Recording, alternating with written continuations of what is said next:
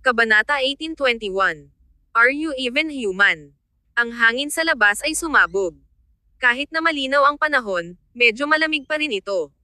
Si Floyd ay may kaunting karanasan at nakalimutan na hindi mahuli ni Nicole ang isang malamig sa panahon ng pag-aalaga ng postpartum. Sa sandaling iyon, nagising si Nicole at hindi maiwasang higpitin ang kumot sa kanyang katawan. Binuksan niya ang kanyang mga mata at natigilan ang sandali. Tatay. Nagbago ang mukha ni Clayton.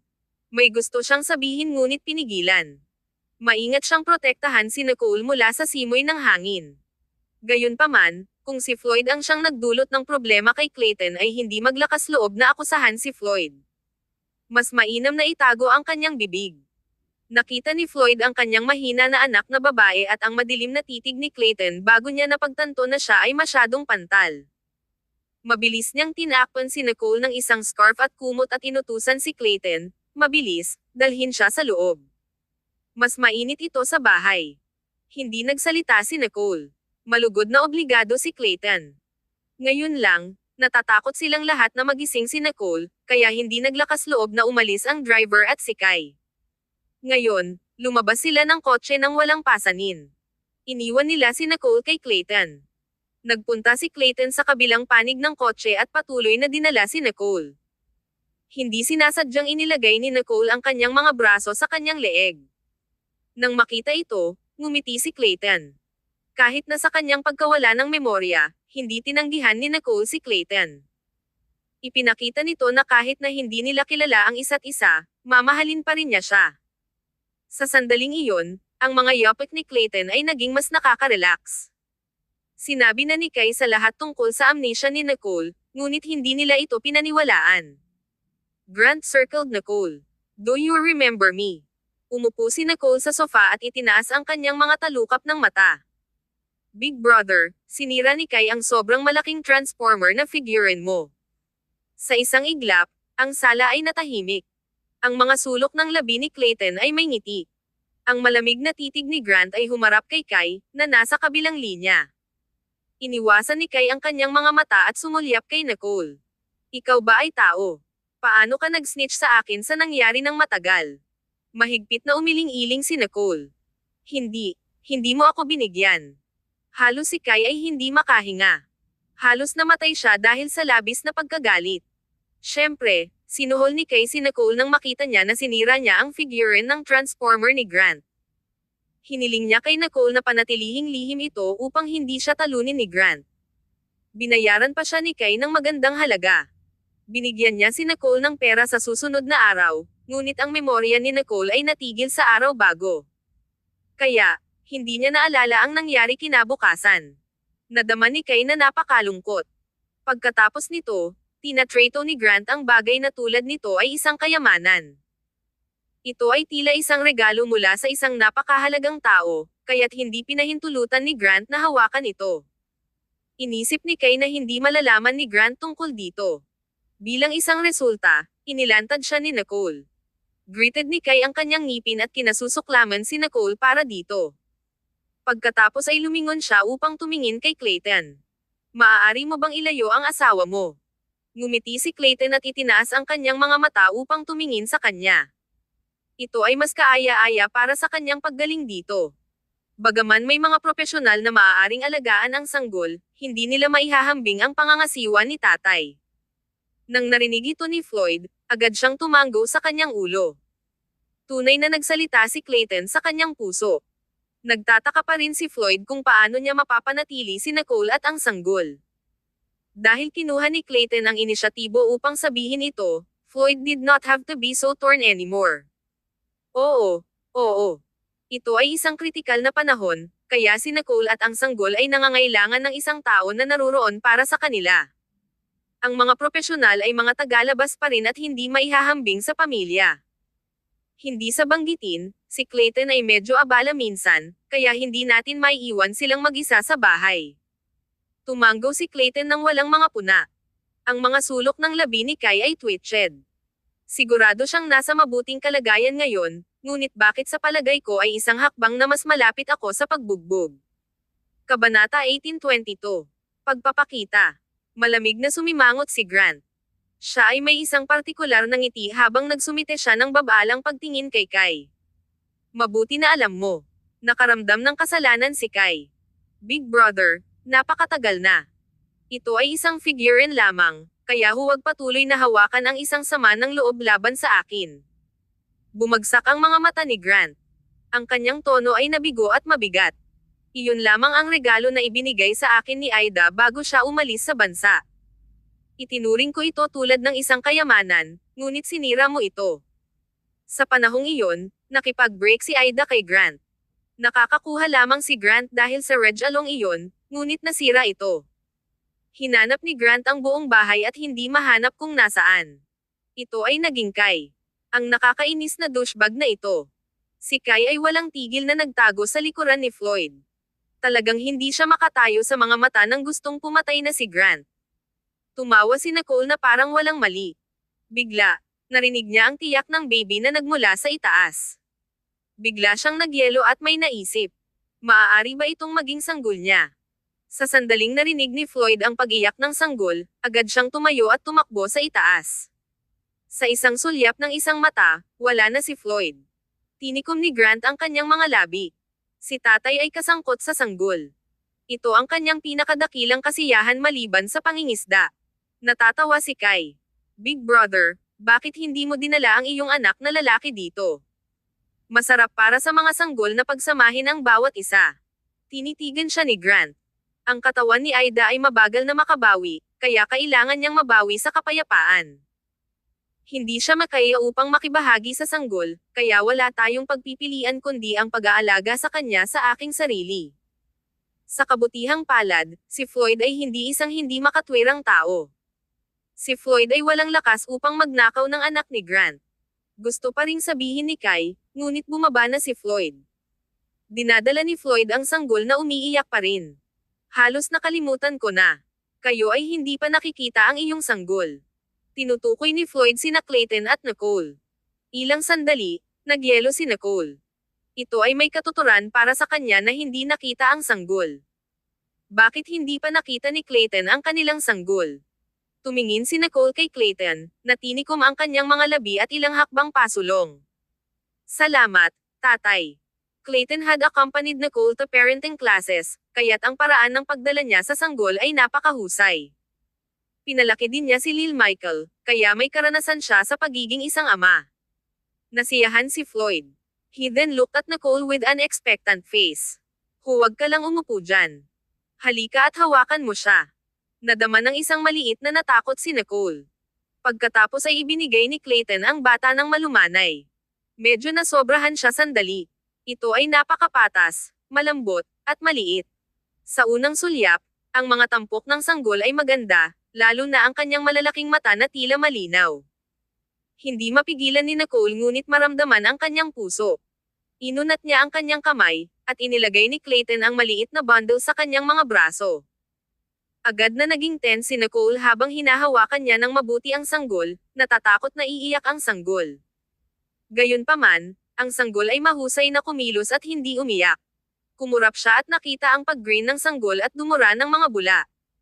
Ilang sandali, natunaw ang puso ng lahat. Hindi nila ito matulungan.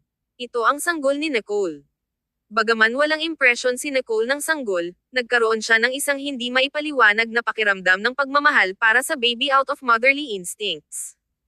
Ito ay napakalambot at matamis, tulad ng sorbetes. Si Nicole ay walang malay na tumangala at ngumiti sa kanila. Ang sanggol sa kanyang mga bisig ay hindi umiyak o tinanggihan siya. Nang tumingin si Nicole, nakita niya na nakangiti si Clayton sa kanila. Sa sandaling iyon, nahuli ni Nicole ang isang pamilyar na init sa kanyang mga mata. Ang pakiramdam na iyon ay tulad ng isang electric shock na tumakbo sa kanyang katawan. Bahagyang nagyelo siya. Si Clayton ay nagyelo din sandali. Ang dalawa ay tumingin sa bawat isa sa loob ng ilang segundo, at mabilis na ibinaba ni Nicole ang kanyang ulo. Kahit papaano, biglang karera ang kanyang puso. Nicole dodged Clayton's intense gaze. Kabanata 1823. Tunay na pag-ibig sa mga panahon ng pagkagulo. Tumingin si Clayton kay Nicole at biglang naisip ang kanyang mga puna tungkol sa kanya noong una silang nagsimulang makipag-date. Tila na ang kanyang taas at hitsura ay eksaktong kanyang uri. Sa kanya, ang ganitong uri ng papuri ay sa kanyang kalamangan. Ngayon, parang hindi nagbago ang kanyang mga kagustuhan. Mabuti iyon. Ang pagsisimula muli ay hindi napakasama. Napansin ni Floyd ang pag-igting sa pagitan ng dalawang tao at hindi sinasadya na ngumiti. Lihim siyang guminhawa. Halos matakot ang lahat ng kamatayan ng ikaw ay walang malay, lalo na si Clayton. Nanatili siya sa ospital at hindi siya natulog ng maraming araw. Ang tunay na pag-ibig ay talagang nagpapakita sa mga oras ng problema. Kahit na mayroon kang short-term amnesia, hindi mo siya maayawan. Nakita ni Floyd ang mukha ni Nicole at kinuha ang sanggol.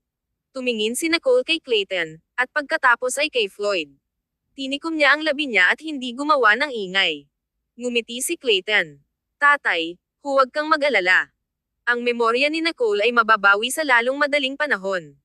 Besides, she's not that kind of person. Tumango si Floyd. Totoo iyon. Ang iba sa sala ay tumawa. Ang kapaligiran ay nakaka-relax. Walang nakaramdam ng pasanin at malungkot dahil sa pagkawala ng memorya ni Nicole. At least, gising si Nicole at hindi nakahiga sa isang kama sa ospital na nakaharap sa hindi kilalang panganib. Ito ay isang kaaya-aya na sorpresa. Nang walang laman ang mga braso ni Nicole, medyo nag-aatubili siya. Gayunpaman, lumingon si Floyd at ibinigay ang sanggol sa propesyonal na nurse na dumating upang alagaan siya. Dapat siyang magutom. Makikipaglaro ulit kami sa kanya pagkatapos siyang pinakain. Tumango ang nurse at ipinaliwanag ng may ngiti. Oo, hindi namin dapat hintayin na umiyak siya upang pakainin siya. Iiwan niya ito ng masamang gawi. Mayroon kaming isang napatunayan na pang-agham na paraan ng pagpapakain. We'll feed her when it's about time so that she won't become dependent. Tumingin pa si Clayton sa rosas at malambot na batang babae.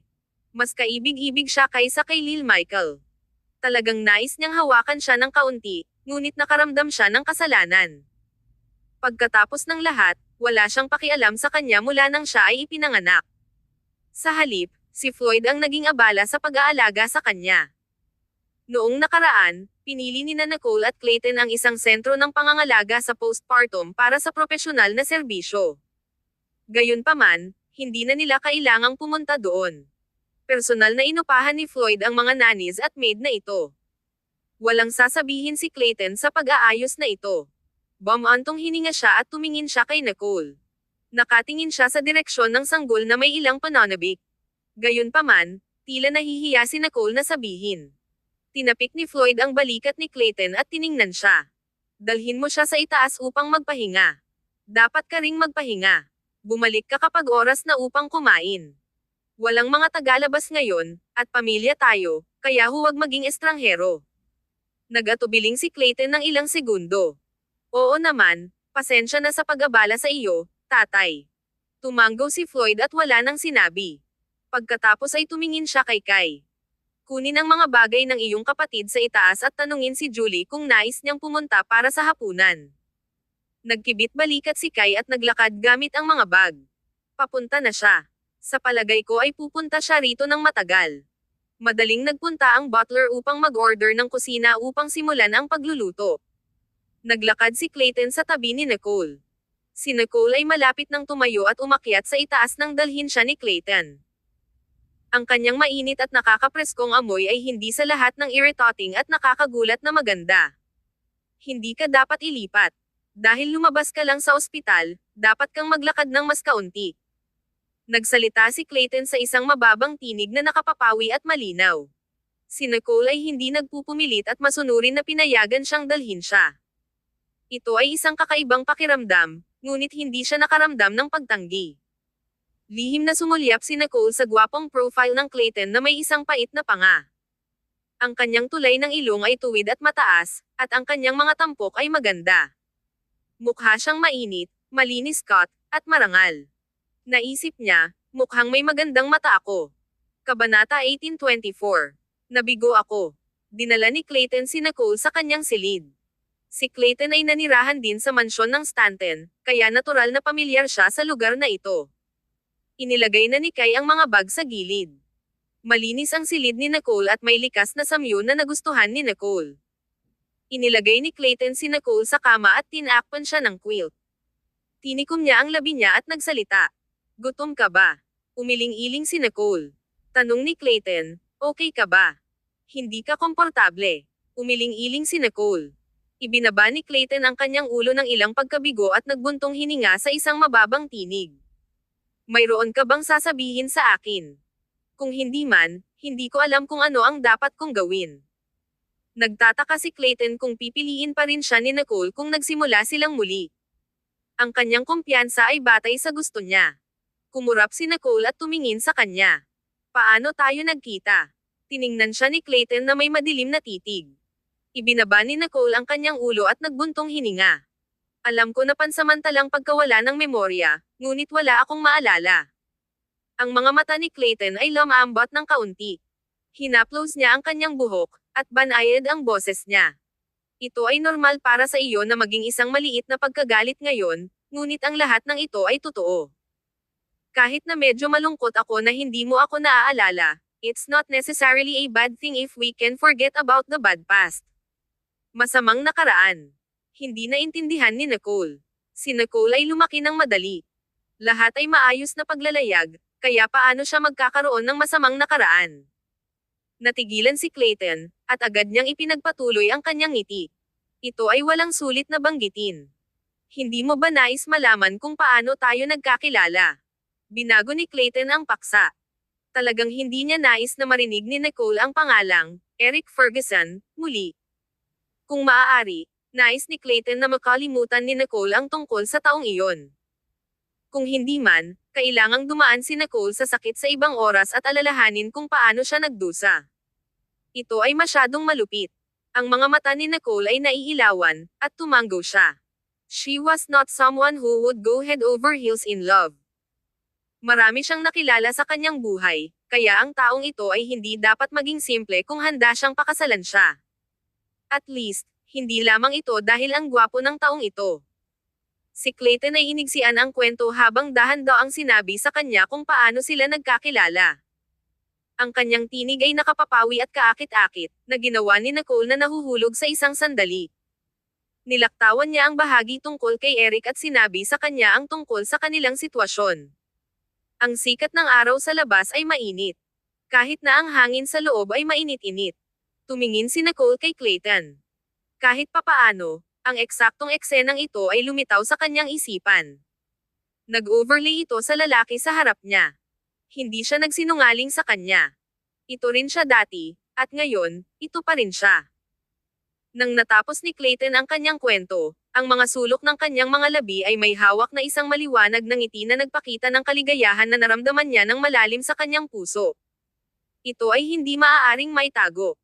Malugod na ikinasal si Clayton sa kanyang minamahal, kaya't naibigay niya ang lahat ng mayroon siya sa Wall Street at lumipat sa Mediania.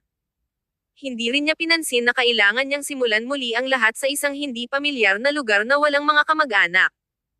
Gayunpaman, ang higit na nalakinig si Nicole, mas nabibigatan ang naramdaman niya. Si Clayton ay nagsakripisyo ng labis, gayunpaman ay hindi niya naramdaman na nawala siya.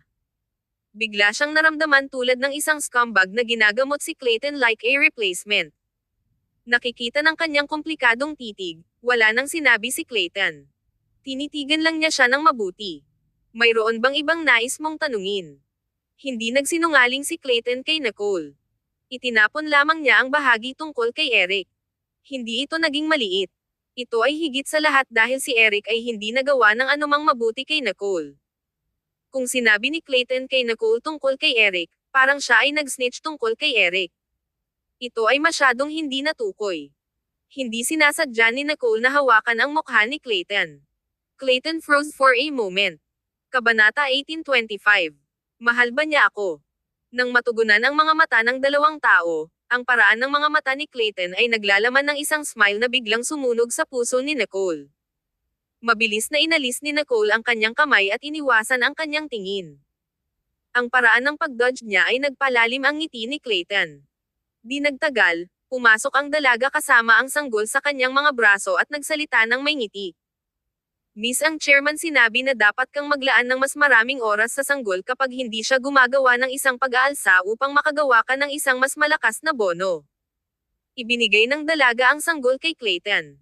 Isang bakas ng nerbiyos ang nag-flash sa mukha ni Clayton.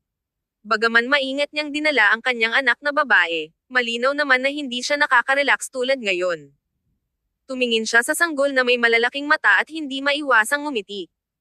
Tumingin siya kay Nicole, ibinaba ang sanggol, at dinala siya sa harap ni Nicole. Tingnan mo, mukhang kamukha mo siya. Tumingin si Nicole sa sanggol at nakaramdam ng kakaibang pakiramdam. Namula ang mga mata niya at naisip na ina ako. Inabot niya at pinched ang mukha ng sanggol. Ito ay malambot na may natatanging at magagandang tampok na ang sanggol ay talagang gusto, ngunit katulad ba ito? Ang mga tampok nito ay walang katulad sa kanya. Sumimangot si Nicole at tumingin kay Clayton. Hindi ako ganoon, di ba? Mas mahusay akong tumingin. Palaging pinuri ni Floyd si Nicole sa pagmana ng lahat ng mga pakinabang sa kanya at sa kanyang ina. Siya ang pinakamagandang batang babae sa buong mundo. Ang maliit na sanggol na ito sa harap niya ay hindi maihahambing. Tiningnan ni Clayton si Nicole na may mga mata ng dotang. Ikaw ang pinakatanyag. Ngumiti si Nicole at tumingin sa sanggol. Ang dalaga sa gilid ay hindi makakatulong ngunit tumawa. Ang maliit na miss na ito ay ang pinakamahusay na mukhang sanggol na nakita ko. Noong siya ay unang ipinanganak, ang kanyang balat ay pula at kulubot. Ilang araw lamang ito, ngunit wala na ang mga wrinkles na iyon. Siya ay isang maliit na kagandahan. Inabot ni Nicole at hinawakan ang sanggol. Masaya siyang nakikinig sa iba na nagrereklamo sa maliit na ito. Sinamahan ni Clayton si Nicole ng ilang sandali, ngunit nakaramdam siya ng pagod. Pagkatapos ay tinanong siya ni Nicole na pumunta at magpahinga. Nang naisip ni Nicole ang sinabi ni Floyd tungkol kay Clayton na manatili sa tabi niya sa ospital sa lahat ng oras na ito nang hindi man lang tinitingnan ang kanilang anak, ang kanyang puso ay tumigil ng kaunti. Hindi sinabi ni Clayton at sumang-ayon, pagkatapos ay pumunta sa silid tulugan upang magpahinga. Alam niya ang kanyang kasalukuyang kalagayan.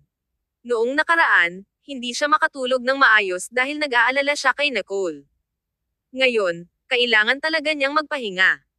Nakita siya ni Nicole na naglalakad sa kanyang silid tulugan at nais na sabihin ng isang bagay, ngunit nang naalala niya ang kasalukuyang sitwasyon, pinili niyang ikulong. Ang sanggol ay mahusay na kumilos. Hindi siya umiyak o gumawa ng isang pag-aalsa kapag hindi siya nagugutom. Di nagtagal, dumating ang butler at ipinaalam kay Nicole na dumating sina Yvette at Julie. Nagulat si Nicole at nais na bumaba, ngunit dinala ng butler ang mga kababaihan sa itaas. Ang dalawa sa kanila ay ang pinakamalapit na tao kay Nicole bukod sa pamilyang Stanton. Dumating sina Yvette at Julie sa silid ni Nicole at ngumiti habang nagsalita sila. Bumili kami ng maraming mga regalo para sa iyo at sa iyong sanggol. Nasa ibaba sila. Binabati kita sa pagiging isang mommy. Ang mga mata ni Nicole ay arched nang ngumiti siya. She felt inexplicably loved. Tinitignan ni Julie si Nicole at lumakad upang umupo sa tabi niya. Ayos ka lang ba? Hindi ka komportable. Umiling-iling si Nicole. Sinabi ni Julie, narinig ko mula kay Kai na nawalan ka ng ilang memorya. Mabuti. Tumutok lamang sa pagpapagaling muna ng iyong katawan. Talagang natatakot ka sa amin hanggang sa kamatayan dati. Tumanggaw si Yvette. Pinuntahan ka namin araw-araw, ngunit wala kang malay. Walang naisip na mapanganib ang panganganak. Luckily, you pulled through. Bumantong hininga si Nicole. Ngunit nakalimutan ko ang isang bagay na mahalaga, at ngayon, hindi ko alam kung ano ang gagawin. Sinabi ni Julie, maaari kang magtanong sa amin ng anumang nais mong malaman. Karaniwang alam namin ang paglalakbay ng iyong relasyon. Nag-atubiling sandali si Nicole. Mahal ba ako ni Clayton? Kabanata 1826. Ang aking mga kasintahan. Natigilan sina Julie at Yvette nang marinig nila ang tanong ni Nicole.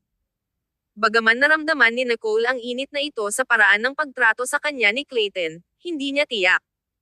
Ano ang kanilang relasyon sa mata ng iba? Nagkatinginan sina Yvette at Julie at ngumiti. Hindi mo dapat pagdudahan ito. Kung hindi ka niya mahal, sa palagay mo ba ay magpapakasal siya ng dakilang Miss Stanton? Tumanggaw si Julie. Si Clayton ay talagang mabuti sa iyo. Mabuti kung nakalimutan mo ito. Maaari mo lamang mahalin muli ang pag-ibig sa kanya. Matapos marinig ni Nicole ang kanilang mga salita, ang kanyang bahagyang hindi mapakali na mga saloobin ay agad na nawala. Siya lang ba ang taong na-date ko? Ang mga ngiti ni na Julie at Yvette ay mahina na tumigas. Kung iniisip nila kung paano sasagutin ang tanong na ito, ang taong nagpapahinga sa silid ay nagtulak sa bukas na pinto.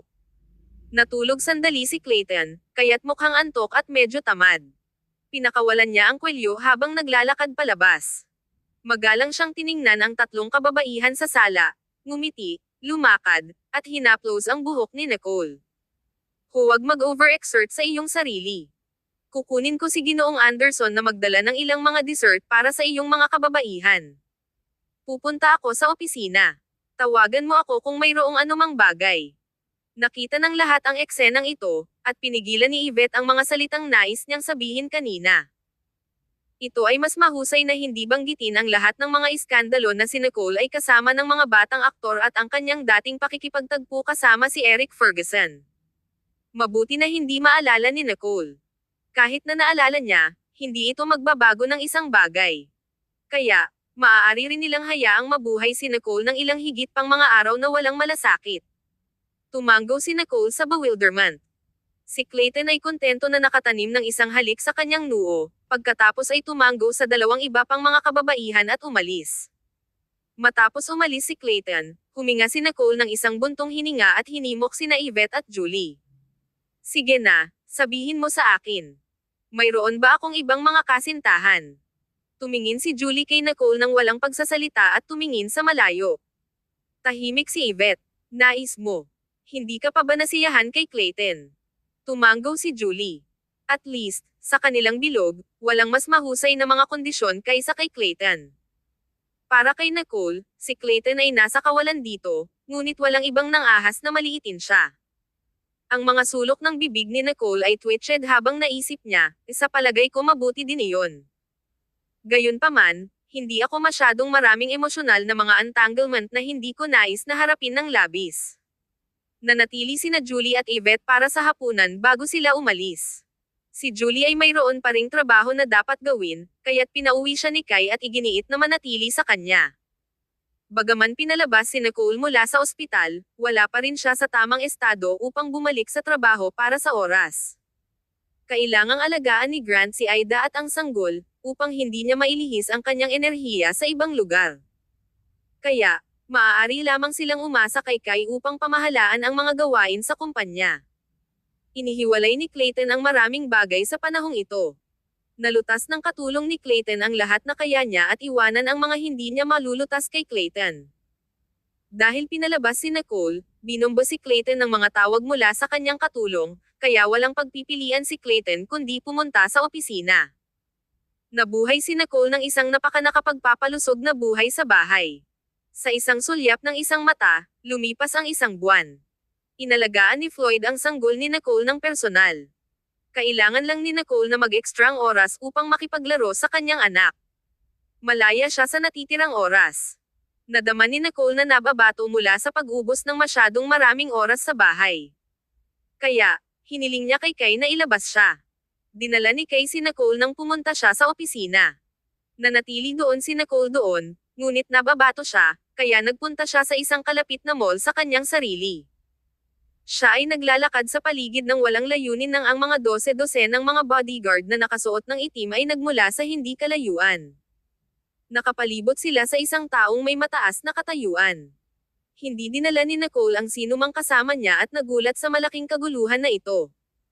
Gayunpaman, sa lalong madaling panahon, ang mga taong iyon ay lumakad sa kanya nang hindi man lang siya nakatingin. Ang matangkad at malaking tao sa gitna ay lumitaw din sa harap ni Nicole. Siya ay may isang napakamalamig na vibe na tila hindi pamilyar kay Nicole, ngunit siya ay mukhang walang kamali-mali tulad ng isang iskultura. Kabanata 1827. Kinamumuhian mo pa ba ako? Si Nicole ay palaging pinahahalagahan ang mga magagandang bagay, kabilang ang mga tao. Gayunpaman, nang tiningnan siya ng taong iyon, ang pagkabigla at malakas na komplikadong emosyon na nag-flash sa kanyang mga mata ay nagulat sa kanya. Si Nicole ay hindi sinasadya na tinanggihan nito. Tumalikod siya at nagpunta sa kabaligtaran ng direksyon. Kahit papaano, biglang nadama ni Nicole na ang mabuting tao ay nakakasakit, at hindi siya komportable mula sa ilalim ng kanyang puso. Bago makaya ni Nicole ang ilang mga hakbang, may biglang humila sa kanyang palso mula sa likuran. Natigilan si Nicole at lumingon sa likod.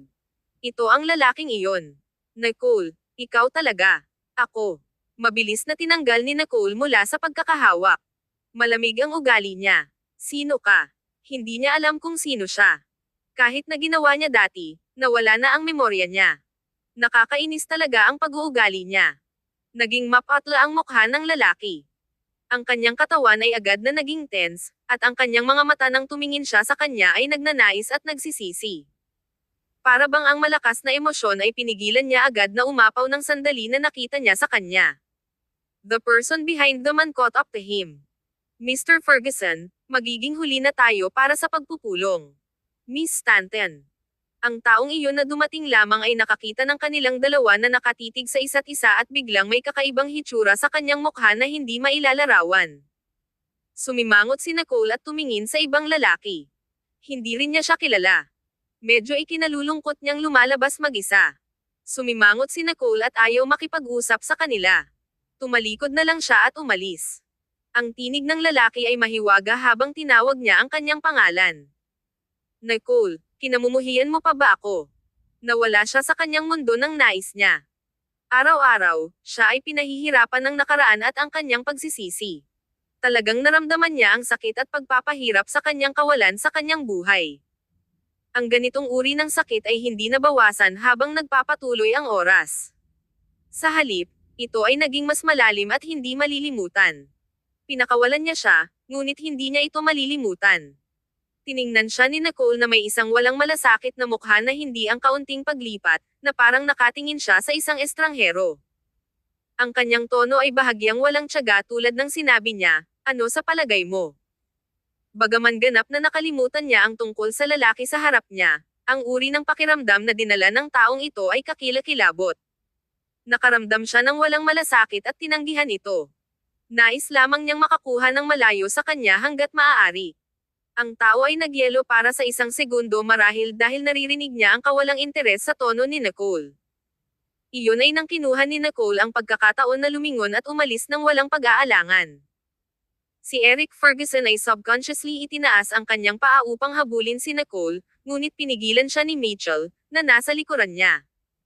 Mr. Ferguson, nakabawi lang si Miss Stanton, kaya hindi mo siya dapat pukawin. Ang pamilyang Stanton ay may mga taong nagbabantay sa kanya. Kung ang kanyang mga bodyguard ay lumitaw, ang pamilyang Stanton ay tiyak na makakakuha ng balita tungkol dito.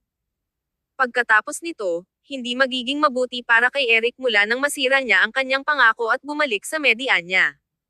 Nang marinig iyon ni Eric, naging glum ang kanyang mukha. Pagkatapos ay itinulak niya si Mitchell. Umalis ka. Hindi ko kailangan na turuan mo ako kung ano ang gagawin. Mitchell staggered a few steps back before he finally stood firm. Tumingin siya ng kaunti. Bagaman si Mitchell ngayon ang nominal na tao na namamahala sa rehiyon ng Asiano ng Ferguson Corporation, sinusunod lamang niya ang mga order ni Eric sa katotohanan. Sa huli, si Mitchell ay isang papi lamang. Ang mga tao sa bilog ng negosyo ay iginagalang si Mitchell, ngunit lahat sila ay malinaw tungkol dito. Humakbang si Mitchell. Ang kanyang saloobin ay naging mas magalang. Mr. Ferguson, si Miss Stanton ay nagsilang lamang ng isang batang babae. Nagpadala ako ng isang pagbati ng regalo sa pangalan ng Ferguson Corporation. Unti-unting nagpatuloy din kami ng kooperasyon sa Stanton Corporation. Malamig na sinulyapan ni Eric si Mitchell, lumingon, at naglakad palayo. Siya ay nagbibigay ng isang malamig at mahigpit na vibe na parang hindi niya kinuha ang mga salita ni Mitchell. Hindi kailanman pinangalagaan ni Eric ang kooperasyon sa pagitan ng dalawang kumpanya. Nag-alaga lang siya kay Nicole. Hindi iniwan ni Eric, hindi dahil natatakot siya sa sinuman, ngunit dahil nais niyang gawing masaya si Nicole.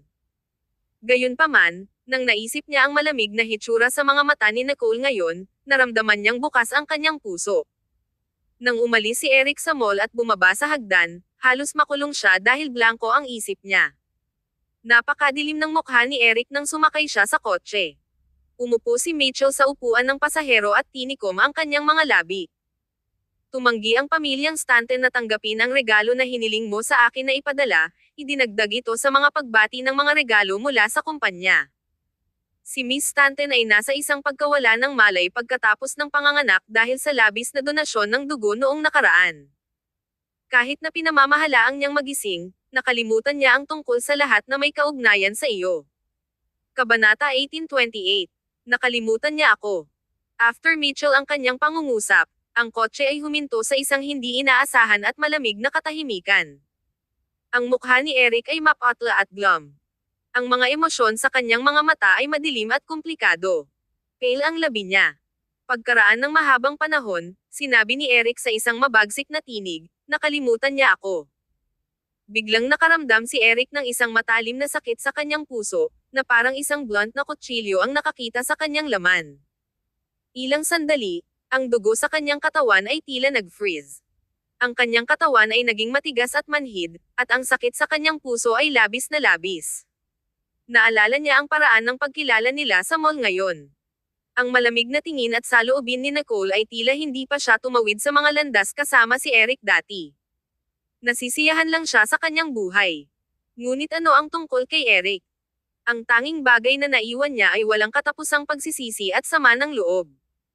Ito ba ang kanyang parusa? Ang mga alaala ng kanyang pag-ibig sa kanya ay ang tanging bagay na nagpatuloy sa kanya sa buhay.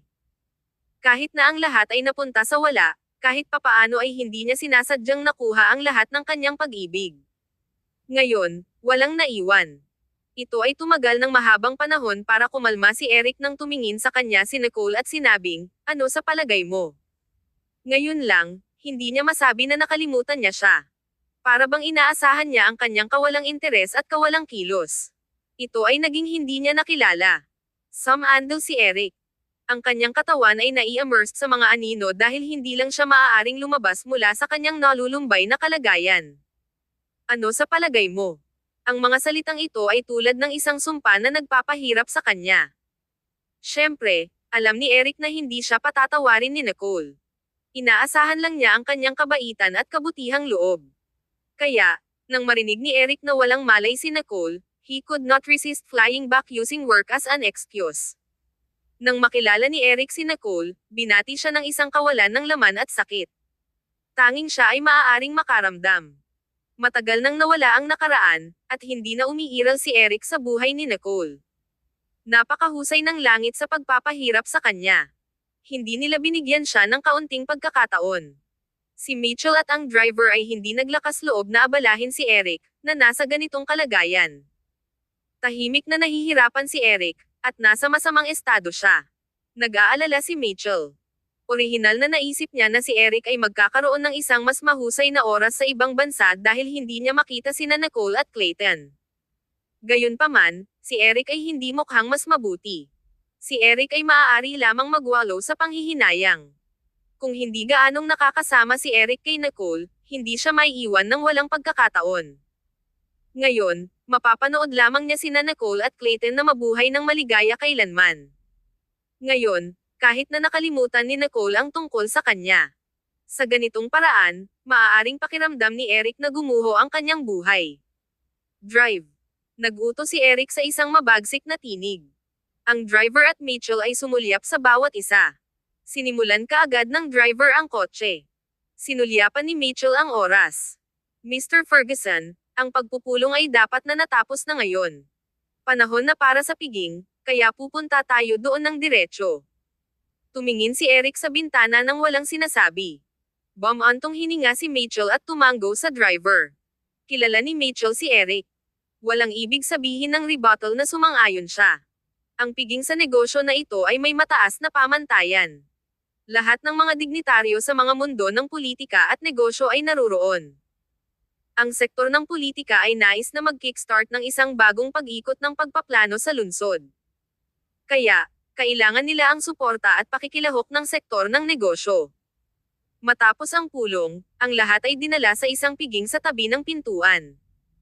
Si Clayton ay nagpalitan lamang ng mga kaaya-aya sa ilang mga tao nang makita niyang huli na si Grant. Naglakad siya upang kamustahin si Grant, na tumango at nagtanong, hindi dumating si Lil-En. Mula nang buntis si Nicole, bihira siyang dumalo sa mga pampublikong okasyon. Sa isang punto, ang lahat ay nagdadalamati na hindi na nakikita ang kagandahan ni Nicole. Tumanggo si Clayton. Narinig ko na siya ay namimili kasama si Kai. Tinikom ni Grant ang kanyang mga labi ng walang ekspresyon. Kami ay talagang maswerte na ang Stanton Corporation ay hindi nag-bust sa mga kamay ni Kai. Kabanata 1829. Akin siya. Nagsalita si Grant sa isang mababang tinig na naririnig lamang ni Clayton. Itinaas ni Clayton ang kanyang kilay at hindi gumawa ng ingay. Bagaman kinilala ni Clayton ang kakayahan ni Kai, si Kai ay mayroon pa ring pagkakaiba sa lakas kumpara kay Grant. Kaya, si Grant ang pinakakwalipikadong tao na sabihin ito tungkol kay Kai. Bukod, si Grant ay gumagawa lamang ng isang casual na pahayag. Laging nagustuhan ni Kai na ilabas si Nicole para masaya, at maligaya na magtag si Nicole. Kaya, si Clayton ay walang opinyon tungkol dito. Ang dalawa ay nagpalitan ng kanilang mga pananaw sa proyekto, pagkatapos ay ipinagpalit ang ilang mga kaaya-aya sa mga taong dumating sa kanila. Mahalaga ang piging na ito sapagkat, sa pagpaplano ng lungsod na ito, mayroong isang lihim na proyekto na kasangkot sa sektor ng militar. Hindi na kailangang sabihin, ang halaga ng kita sa proyektong ito ay hindi mahalaga. Ang mahalagang bagay ay hindi may ugnay sa mundo ng politika. Kapag dumating ang oras, ang kalikasan at katayuan ng negosyo na iyon ay magkakaroon ng isang makabuluhang timbang. Ito ang dahilan kung bakit dinaluhan ni Grant ang kaganapang ito. Lubhang interesado siya sa proyektong ito, at magiging kapaki-pakinabang ito sa pag-unlad ng Stanton Corporation. Gumawa si Grant ng isang toast sa ilang mahahalagang tao at nakita si Clayton na nakaupo na hindi kalayuan, nakangiti at nakikipag-usap sa iba. Ang mga mata ni Clayton ay palaging banayad at walang malasakit, na ginawa ni Clayton na parang wala siyang pakialam. Naramdaman din ni Grant na hindi niya masabi kung ano ang iniisip ni Clayton. Hindi maiwasang isipin ni Grant ang taong nakita niya sa kabilang linya ng bulwagan. Ang taong iyon ay mahigpit at domineering. Ang kanyang lamig at kawalang interes ay mapang-api din. Ito ay ganap na naiiba sa estilo ni Clayton. Iyon ay may katuturan. Kung hindi man, paano pa ang pakiramdam ng pamilyang Stanton ay komportable na ilagay ang mga kamay ni Nicole sa mga kamay ni Clayton. Naglakad si Grant at umupo. Ang ilang mga tao ay bumati kay Grant at nakita na mayroon siyang sasabihin kay Clayton, kaya hindi nila sila ginulo ng sobra. Tanging silang dalawa ang naiwan sa mesa. Si Clayton ay hindi uminom ng marami, at hindi masabi ni Grant kung aling proyekto si Clayton. Tinikom ni Grant ang kanyang mga labi at ibinaba ang kanyang baso. Aling proyekto ang interesado ka? Ngumiti si Clayton. Lahat ay nakatingin sa isa na interesado ako. Si Clayton ay interesado lamang dito at hindi plano na makuha ang kanyang mga kamay. Tinanong ni Grant, alam mo rin ang tungkol dito. Hindi binanggit ng mga politiko ang lihim na proyekto, kaya isang limitadong bilang lamang ng mga tao ang nakakaalam tungkol dito. Pagkatapos ng lahat, hindi maraming mga kumpanya ang may kakayahang hawakan ang proyektong ito. Hindi mahirap para kay Clayton na malaman ng may lakas. Gayunpaman, isa o dalawang kumpanya lamang ang may pinakamahusay na pagkakataon sa paglanding sa proyektong ito. Pinakawalan ni Clayton ang isang mababang chuckle.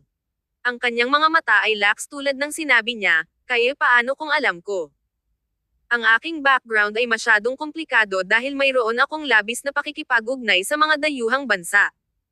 Tiyak na hindi ko ipapasa ang background check, kaya maaari lamang akong tumingin mula sa malayo. Ngumiti si Grant at hindi gumawa ng ingay. Ang ganitong uri ng proyekto ay may napakataas na mga kinakailangan sa sektor ng politika. Kahit na may kakayahang si Clayton, ang mga tao sa mundo ng politika ay hindi bibigyan siya ng isang mahalagang proyekto. Ang iba pang mga proyekto ay hindi masyadong masama. Maaari kang tumingin. Tumanggo si Clayton. Itinaas ni Grant ang kanyang mga mata at nakita ang lalaki sa karamihan. Sinabi niya, bumalik na si Eric. Ang smile ni Clayton ay tumigas ng bahagya. Pagkatapos ay tiningnan niya ang karamihan na parang walang nangyari. Matagal na mula nang magpakita si Eric. Kapag ginawa niya, maraming tao ang natural na nag-flock sa paligid niya. Pinaikit ni Clayton ang kanyang mga mata. Medyo mapaglaro ang kanyang tono. Interesado ba si Ginoong Ferguson sa sektor ng militar? Tinikom ni Grant ang kanyang mga labi. Ang kanyang mga mata ay lumubog ng kaunti. Ang Ferguson Corporation ay lumahok sa pagpapalitan ng proyekto ng maraming beses, ngunit hindi pa nila maipahayag ang kanilang hangarin para sa proyektong ito ng malinaw. Ngunit malinaw na pupunta sila para sa sektor ng militar. Pagkatapos ng lahat, sina Grant at Clayton ay mayroon ng mas malapit na relasyon, kaya hindi na kailangang bantayan ni Grant ang kanyang mga salita. Itinaas ni Clayton ang kilay niya. Mayroon bang ibang mga kumpanya na nais makipagkumpetensya? Narinig ko na ang mga Lindstroms mula sa Baltic City ay interesado din dito. Pagkatapos ng lahat, sino ang hindi nais ng isang hiwa ng malaking pie na ito? Sumandal si Grant sa kanyang upuan. Ang kanyang mukha ay walang ekspresyon, at ang kanyang tinig ay mapurol. Ngunit si Eric ay may pinakamalaking kalamangan. Siya ay mula sa army at maraming network doon. Palagi siyang may mabuting reputasyon sa mundo ng politika, kaya, Kabanata 1830. Dapat kang mag-ingat. Bago natapos ni Grant ang kanyang pangungusap, alam na ni Clayton kung ano ang sasabihin niya sa susunod. Kaya, ang Ferguson Corporation ay magiging isang matigas na kalaban upang talunin sa kompetisyon na ito. Iyon ang dahilan kung bakit hindi nakakagulat na personal na magpakita si Eric dito. Nang makita ni Clayton si Eric sa gitna ng karamihan, medyo mas malamig ang kanyang mga mata. Naisip ni Clayton, bumalik ulit siya. Sa palagay ba niya na ang lahat ay nasa nakaraan? Sa palagay ba niya ay makakahanap lamang siya ng isang dahilan para sa kanya sa sarili at magpakita dito muli ng lantaran? Hindi makakalimutan ang mga bagay na iyon. Nakita ni Grant ang malamig na titig ni Clayton at nahulaan na marahil ito ay may kinalaman kay Nicole. Si Lil-En ay hindi pa nakuhang muli ang kanyang memorya, kaya huwag hayaang makipag-usap ang mga tao na walang kaparirikan sa harap niya. Ngumiti si Clayton. Siyempre, sa kanyang pagkatao, hindi rin niya ito paniwalaan kahit na sinabi sa kanya ng iba. Naniniwala lamang si Nicole kung ano ang nais niyang paniwalaan. Matapos ang panahong ito ng pakikipag-ugnay, si Nicole ay hindi ang kaunting bit na itinakwil ni Clayton. Kahit na sinubukan ni Clayton na maging matalik kay Nicole, hindi siya tatanggi. Sa halip, siya ay masigasig at aktibo. Nang walang anumang mga alaala kay Eric, si Nicole ay nabuhay ng walang ingat. Sa pang-araw-araw na buhay ni Nicole, bukod sa pagiging matalik kay Clayton, mapapanood niya ang paglaki ng kanyang sanggol. Kapag siya ay nababato, mamimili siya kasama ang kanyang matalik na kaibigan. Ang kanyang buhay ay hindi bababa sa apektado ng kanyang pagkawala ng memorya. Orihinal na, sinabi ng ospital na ang kanyang pagkawala ng memorya ay pansamantala lamang at aabutin ng halos 1 buwan upang mabawi. Ngayon na lumipas ang ilang oras, walang nagbago. Nadama ni Floyd na mabuti para kay Nicole na magpatuloy sa ganito. Noong nakaraan, kahit na si Nicole ay mapagkumpetensya at natitira sa lahat ng aspeto, ito ay masyadong nakakapagod. Floyd felt that he did not get to pamper Nicole as much back then. Ngayon kapag si Nicole ay nasa bahay na tinatalakay kay Floyd upang bilhin ang lahat at gumastos ng maraming pera, biglang nadama ni Floyd na ang kanyang pagsisikap sa unang kalahati ng kanyang buhay ay sa wakas ay nagkakahalaga. Iyon ay dahil kaya niyang bilhin ang lahat ng nais ng kanyang anak na babae. Tumingin si Clayton sa kanyang telepono. Ipinadala sa kanya ni Nicole ang mensahe na asking when he would be done. Sagot niya, "Saan ka nagpunta ngayon?" Bago tumugon si Nicole, nakita ni Clayton ang ibang tao sa harap niya. Si Eric ay may hawak na isang baso ng alak, nakatingin kay Clayton na may mga mata na puno ng kawalang interes. Ang ganitong uri ng hitsura ay nagdala ng labis na puot na parang hindi makapaghintay si Eric na buhay si Clayton. Kung ito ay ibang tao, hindi sila makatiis ang kapangyarihan ng tingin ni Eric at sumuko na sila. Gayunpaman, hindi ginawa ni Clayton. Nakilala ni Clayton ang titig ni Eric. Ang kanyang banayad at mapurol na hitsura ay medyo madilim.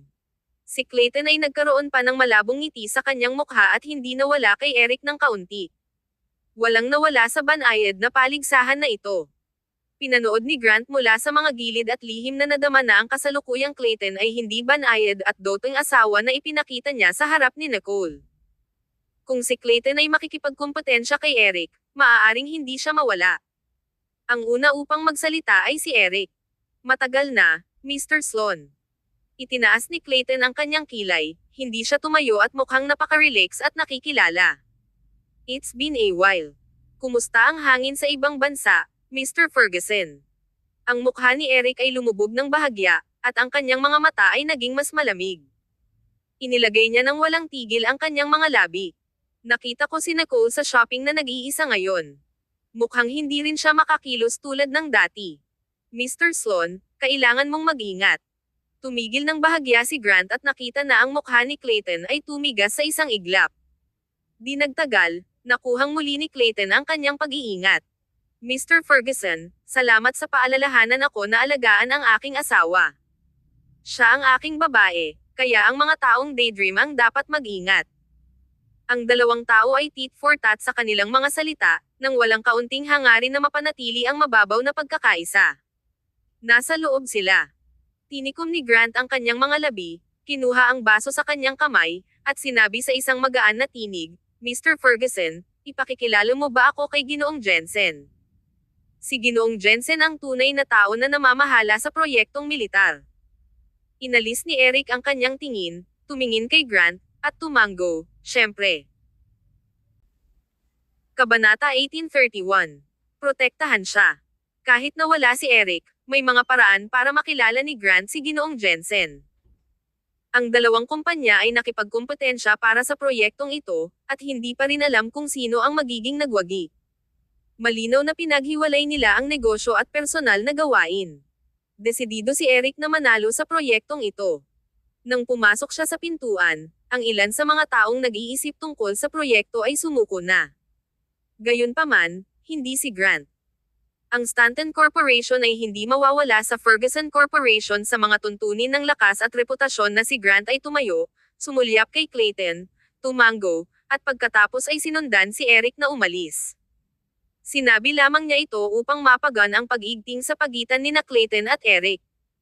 Si Eric ay may malalim na ugat sa Atlanta, at ang mga puwersa na sumusuporta sa kanya ay komplikado. Kung talagang maglaban sila, nag-aalala si Grant na si Clayton ay magiging isang kawalan. Pagkatapos ng lahat, kailangan ni Grant na protektahan ang kanyang sariling bayaw. Tiningnan ni Clayton ang pag-alis ni Eric, at bahagyang lumubog ang kanyang mukha. Sa sandaling ito, naiilawan ang kanyang telepono. Tumugon si Nicole sa kanyang naunang mensahe. Nagpunta ako upang gumawa ng pamimili sa mall. Pupunta ako sa lugar ni Yvette, kaya halika at kunin ako kapag tapos ka na. Ang mukha ni Clayton ay mukhang mas mahusay. Ang mga sulok ng kanyang mga labi ay humagupit ng bahagya. Naalala niya ang sinabi ni Eric ngayon. Nagkita sila. Si Clayton ay medyo walang pag-iingat. Hindi niya inaasahan na si Eric ay magiging walang kahihiyan na diretsyo na pumunta kay Nicole. Nais niyang tanungin si Nicole kung nakita niya si Eric, ngunit paano niya ito tatanungin? Medyo nakakaramdam si Clayton. Hindi ba naalala ni Nicole si Eric? Pagkatapos kung tinanong siya ni Clayton tungkol dito, tiyak na kukulitin pa niya ito. Paano siya dapat tumugon? Sa kauna-unahang pagkakataon, nadama ni Clayton na ang isang katanungan ay maaaring maging nakakalito. Matapos mag-atubiling sandali, hayaan itong slide ni Clayton. Hindi ito nagkakahalaga ng pagbanggit pagkatapos ng lahat. Kung naalala ni Nicole si Eric ngunit hindi sa kanyang sarili, si Clayton ay talagang mabaliw sa paninibugho. Hindi rin napansin ni Clayton ang mga tao sa harap niya na nagsisikap na kausapin siya. May tumawag na, Mr. Sloan, nang maraming beses bago sa wakas ay nag-react si Clayton. Ngumiti siya pagkatapos ay humingi ng tawad. Ang ibang partido ay nakangiti na ngumiti. Mr. Sloan, napakalalim mo sa pag-iisip. Dahil ba sa pag-iisip tungkol sa ilang malaking proyekto sa paggawa ng pera? Tiningnan ni Clayton ang tao ng ilang sandali bago niya nakilala ang taong ito na si Samuel Lindstrom mula sa Baltic City. Kinilala lamang ni Clayton si Samuel dahil ang asawa ni Samuel na si Lumi Mackinnon, ay madalas na nakikipag-ugnay kay Nicole sa panahong ito. Minsan kapag sila ay nasa isang tawag sa video, hihilingin ni Nicole kay Clayton na lumapit at kamustahin. Paminsan-minsan, makikita rin niya si Samuel sa tabi ni Lumi. Sa Baltic City, ang lakas ng pamilyang Lindstrom ay hindi maaaring ma-underestimated. Narinig lamang ni Clayton na sinabi ni Grant na ang mga Lindstrom ay interesado sa proyektong militar, kaya hindi mahirap hulaan ang dahilan kung bakit narito si Samuel. Mainit siyang ngumiti at hinaplos ang kanyang kilay, mukhang medyo humihingi ng tawad. May iniisip ako tungkol sa iba pa. Paumanhin na kailangan mong makita iyon, Mr. Lindstrom. Si Samuel Lindstrom ay may napakababang mga tampok at isang pares ng mga kaakit-akit na mata na maaaring maghok ng kaluluwa ng isang tao. Pagkatapos nito, siya rin ang paksa ng mga iskandalo, ngunit nawala ang mga iskandalo pagkatapos niyang magpakasal. Siya ay may kakayahang at kontrolin ang pamilyang Lindstrom sa murang edad. Isa rin siya sa mga nangungunang figure sa Baltic City. Si Clayton ay pamilyar lamang kay Samuel dahil kay Nicole. Ngumiti si Samuel, malumanay na kumapit ang baso sa kanyang kamay kasama si Clayton, pagkatapos ay humigop ng alak. Lahat ay nakikipaglaban para sa proyekto, ngunit narito ka na nag-iisa. Mukhang nanalo ka, kaya napunta ako upang humingi ng payo. Hindi mo ako masisisi sa pagiging mapangahas, di ba? Itinaas ni Clayton ang kilay niya. Bakit ako? Umupo si Samuel sa gilid at sumulyap kay Clayton. Ang aking asawa, si Lumi Makinan, ay nauna nang sumunod sa iyo upang mamuhunan sa isang proyekto. Kahit na hindi gaanong kumikita ng pera, masidi siya tungkol dito. Ngunit sa palagay ko ang pag-asam ng proyektong ito ay average lamang. Hindi ko talaga maisip kung bakit ka napaka-optimistiko tungkol sa ibinahaging edukasyon. Si Samuel ay mukhang siya ay katamtaman na humihingi ng payo, ngunit si Clayton ay maaaring makaramdam ng isang bahagyang mapang-api na vibe mula sa kanya. Kabanata 1832. Hit the wall. Yumuko si Clayton at ngumiti. Wala siyang itinago at sinabi ng walang kamali-mali, hindi lahat ng proyekto na namuhunan ako ay magiging matagumpay. Ito ay swerte lamang. Ang proyektong iyon ay hindi gagawa ng isang malaking kita. Sinabi lamang ng aking asawa sa iyong asawa tungkol dito matapos niyang marinig ako na pinag-uusapan ang tungkol sa proyektong ito at hindi namin dapat na bulag na sundin ang pagdinig. Nang makita ni Samuel Lindstrom si Clayton na ganito, nawala ang pangangati na naramdaman niya sa kanyang puso. Si Lumi Makinan, na walang utak na babaeng iyon, ay palaging itinuturing na si Clayton bilang isang alamat sa mundo ng pamumuhunan, kaya't halos mayhang niya ang larawan ni Clayton sa bahay. Kung hindi napigilan ni Samuel si Lumi, ang babaeng iyon ay hindi nais na baguhin ang lock screen ng kanyang telepono sa isang larawan ni Clayton. Ipinakita nito kung paano nahuhumaling si Lumi. Gayunpaman, si Lumi ay hindi nahuhumaling kay Clayton bilang isang tao ngunit bilang alamat na hindi natalo sa mundo ng pamumuhunan. Dahil dito, ang babaeng paulit-ulit na nabigo sa pamumuhunan ay sumambol lamang kay Clayton. Kumuha pa si Lumi ng 200 milyon ng sabay-sabay at namuhunan sa proyekto na ipinakilala ni Clayton. Bagaman hindi maikli ang perang iyon ni Samuel, malinaw na sinuri niya ang pag-asam ng proyektong iyon kay Lumi. Sinabi niya sa kanya na hindi ito masyadong kumikita, ngunit hindi siya naniniwala sa kanya at paulit-ulit na tinanong ang kanyang kakayahan. Paano siya hindi magagalit? Kaya, dumating si Samuel upang linawin ito kay Clayton. Hindi niya inaasahan na ang sitwasyong ito ay isang hindi pagkakaunawaan. Ngumiti si Clayton. Paano ang tungkol dito? Maaari kong ipaliwanag ito sa iyong asawa, o maipaliwanag din ito ng aking asawa sa kanya. Maaaring hindi huli na upang bawiin ang iyong pamumuhunan. Hindi pinagtatalunan ni Clayton, ni siya ay mayabang. Napakaunawa niya. Bumantong hininga si Samuel. Ang kanyang kwelyo ay bahagyang nakabukas, at sumandal siya sa isang nakaka-relax na paraan. Hindi na kailangan. Mabuti na hayaan siyang pindutin ang pader. Kung hindi man, sasamba siya kay Clayton bilang isang Diyos. Hindi sinabi ni Samuel ang huling pangungusap. Mayroon lamang siyang sariling mga saloobin. Hindi siya naniniwala sa akin, di ba?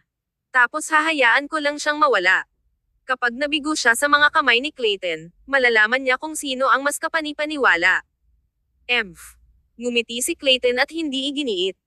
Pagkatapos ng lahat, kahit na ang proyekto na iyon ay hindi gagawa ng isang malaking kita, hindi malamang na mawawalan ito ng pera. Hindi lang iyon ang profit blend. Mr. Lindstrom, bakit hindi ka pumunta at makihalubilo? Hindi ka ba masyadong interesado sa proyektong iyon? Itinaas ni Samuel ang kilay niya. Oh, Maaari mong sabihin na interesado ako sa malaking proyekto. Hindi lang ikaw. Si Samuel ay ngumiti ng casual. Totoo iyon. Sa una, nagkaroon ako ng pagkakataon na manalo, ngunit ngayon, maaari lamang akong umasa sa swerte. Kapag nakita ko si Eric dito, nawalan ako ng tiwala. Sa mga tuntunin ng lakas, maaari silang isaalang-alang ng pantay na katugma. Gayunpaman, si Eric ay mula sa hukbo at may ilang dahilan doon. Ang mga ordinaryong tao ay walang kalamangan na ito. Kaya, si Samuel ay karaniwang sumuko sa pag-iisip. Tahimik na tinikom ni Clayton ang labi. Ang kadiliman ay nag-flash sa kanyang mga mata. Nakakatakot ba si Eric? Nang makita ni Samuel ang walang ekspresyong mukha ni Clayton, naisip niya, ang sinabi ni Lumi tungkol sa relasyon sa pagitan nina Eric at Clayton. Kung hindi sila nakakasama, bakit wala nang nangyayari ngayon? Sa oras na ito, kahit na hindi ko makuha ang mahiwagang malaking proyekto, hindi pa rin ako makakabalik ng walang dala. Sa kasamaang palad, walang tsismis tulad ng naisip ko.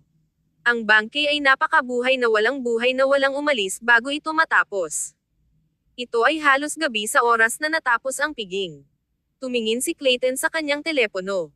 Walang mensahe si Nicole, kaya dapat na andoon pa rin siya sa lugar ni Yvette. Nakaupo pa rin siya sa kanyang upuan na nakikipag-chat sa iba. Hindi niya ipinakita ang kanyang interes sa mga proyektong ito at nanatiling walang malasakit. Kabanata 1833. Sino ang interesado? Malapit sa wakas, sinabi ni Grant at Eric ang lahat ng nararapat, at sinabi na nila ang lahat ng kanilang mga kondisyon at pakinabang ayon sa pagkakabanggit.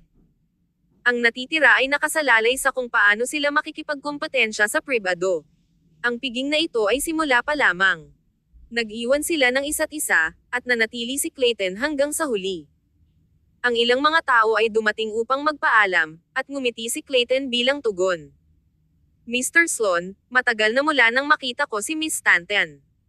Mangyaring ipadala sa kanya ang aking pagbati. Tumanggo si Clayton at nagsalita ng may ngiti. Sisiguraduhin kong sasabihin sa kanya. Si Nicole ay palaging nagustuhan ang pakikipagtulungan sa iyo. Maglaro tayo ng golf ng ilang oras. Oo naman. Lahat ay nag-uusap at tumawa habang nag-iwan sila ng isa't isa. Naghintay si Clayton hanggang sa malapit nang umalis si Ginoong Jensen bago niya ituwid ang kanyang damit at sinundan siya. Nang papasok na si Ginoong Jensen sa kotse, tumawag si Clayton sa kanya. Mr. Jensen. Pagkatapos ng lahat, si Ginoong Jensen ay mula sa hukbo. Although he was old, he was fit and did not show any signs of middle-aged weight gain. Tumalikod si Hank Jensen at pinaliit ang kanyang mga mata. Nakilala niya ang taong ito bilang kamakailan lamang na maimpluwensyang figure sa Atlanta, Clayton Sloan. Ang kanyang mga proyekto sa pamumuhunan ay hindi maliit, at ang background ng kanyang pamilya ay isang misteryo. Napakababa din niya. Ang oras kung kailan si Clayton ang pinakamataas na profile ay sa panahon ng kanyang kasal kasama ang tagapagmana ng Stanton Corporation. Gayunpaman, sa oras na iyon, hindi maraming tao ang maaaring dumalo sa kasal dahil ang mga malapit na kaibigan at pamilya lamang ang inanyayahan. Ang mga walang kamalayan na naisip na si Clayton ay umasa sa pamilyang Stanton upang tumayo ng matatag sa bansa. Alam ng mga may kamalayan na si Clayton ay nagdala ng isang hindi pa nakikita na domestic project at pinangungunahan ang Medianian market. Binuksan pa niya ang larangan ng ibang bansa sa artificial na katalinuhan at isang maalamat na figure. Gayunpaman, ang kanyang larangan ay walang maraming mga overlap na lugar sa mundo ng politika, kaya napakakaunting pakikipag-ugnay. Sa partikular, si Clayton ay walang malalim na ugat sa bansa. Sinimulan lamang ni Hank Jensen na bigyang pansin si Clayton sa panahong ito nang tumira si Clayton sa bansa. Ngunit, itinaas ni Hank Jensen ang kanyang mga mata at ngumiti. Medyo nakalalasing siya. Mr. Sloan, huli na. Kung mayroon ka pa ring pag-uusap, bakit hindi natin ito pag-uusapan sa susunod na oras? Patuloy na lumakad si Clayton. Ang kanyang mga mata ay mainit-init at katamtaman. Isang madilim na ilaw ang nag-flash sa kanyang mga mata, at siya ay may isang magalang na ngiti. Hindi siya nagsalita ng isang salita ng kalokohan. Mr. Jensen, natatakot ako na maantala ang pag-unlad kung iwanan ko ito sa susunod na oras. Gusto ko lang humiram ng ilang minuto ng iyong oras. Kung sa tingin mo ay kapaki-pakinabang, mangyaring isaalang-alang ito. Kung hindi, kalimutan lang ang sinabi ko. Nang sinabi ito ni Clayton, ang mukha ni Hank Jensen ay nanatiling hindi nagbabago. Pagkatapos ay tiningnan niya ang driver na may ngiti. Tumango ang driver, umalis sa kotse, at naglakad papunta sa malayong sulok upang maghintay. Alam niya ang mga patakaran. Inabot ni Hank Jensen at itinuro sa likod na upuan ng kotse. Kung hindi mo iniisip, nahulaan ni Hank na may asabihini si Clayton. Kung hindi man, hindi na maghintay si Clayton hanggang ngayon. Alinmang paraan, kinailangan ni Hank na pumili ng isang kapaligiran kung saan mas naramdaman niya ang mas ligtas. Tumango si Clayton, at sumakay ang dalawang lalaki sa kotse. Ang kalahati ng kanyang mukha ay nalubog sa mga anino. Si Hank Jensen ay may ilang mga haka-haka. Mr. Sloan, interesado ka rin ba sa proyektong militar na iyon? Dumiretso si Hank at inilagay si Clayton sa lugar. Mayroong ilang mga tao na nagpahayag ng interes sa proyektong iyon ngayong gabi. Para sa mga hindi kwalipikado, Hank joked about it and brushed it off. Tanging sina Eric at Grant ang dapat talakayin ang proyekto kay Hank ng malalim. Pagkatapos ay pipiliin niya ang pinakagusto niya sa mga dalawang kumpanyang ito. Maging si Samuel Lindström, na nagmula sa Baltic City, ay hindi kwalipikado. Nakamit ang layunin ng piging ngayong gabi. Ang natitira ay depende sa kung sino. Kabilang sa Ferguson Corporation at Stanton Corporation, ay mas taus-puso. Kabanata 1834. Pupunta upang mabaygo. Sa katunayan, ang parehong Ferguson Corporation at Stanton Corporation ay nakilala ang lahat ng mga inaasahan ni Hank Jensen na si Eric na dati ay nasa hukbo, kaya nagkaroon siya ng kalamangan sa lugar na ito. Pumunta din ito nang hindi sinasabi na ang Ferguson Corporation ay napakalakas. Gayunpaman, ang ideya ng Stanton Corporation ay napakamalikhain. Ang ilang mga aspeto ng konstruksyon ay halos kapareho ng kanilang orihinal na hangarin. Bukod dito, ang Stanton Corporation ay nag-overlay ng mga bahagi sa ilang mga lugar ng proyekto, kaya gaganapin nila ang isang kalamangan sa ganitong kahulugan. Kaya, upang gumawa ng isang desisyon, kailangan pa rin ni Hank Jensen ng karagdagang pag-aaral at paghuhusga. Bago iyon, hindi siya gagawa ng anumang napaaga na mga pangako. Tulad ng para kay Clayton Sloan. Matapos pakinggan ang mga salita ni Hank, ngumiti si Clayton.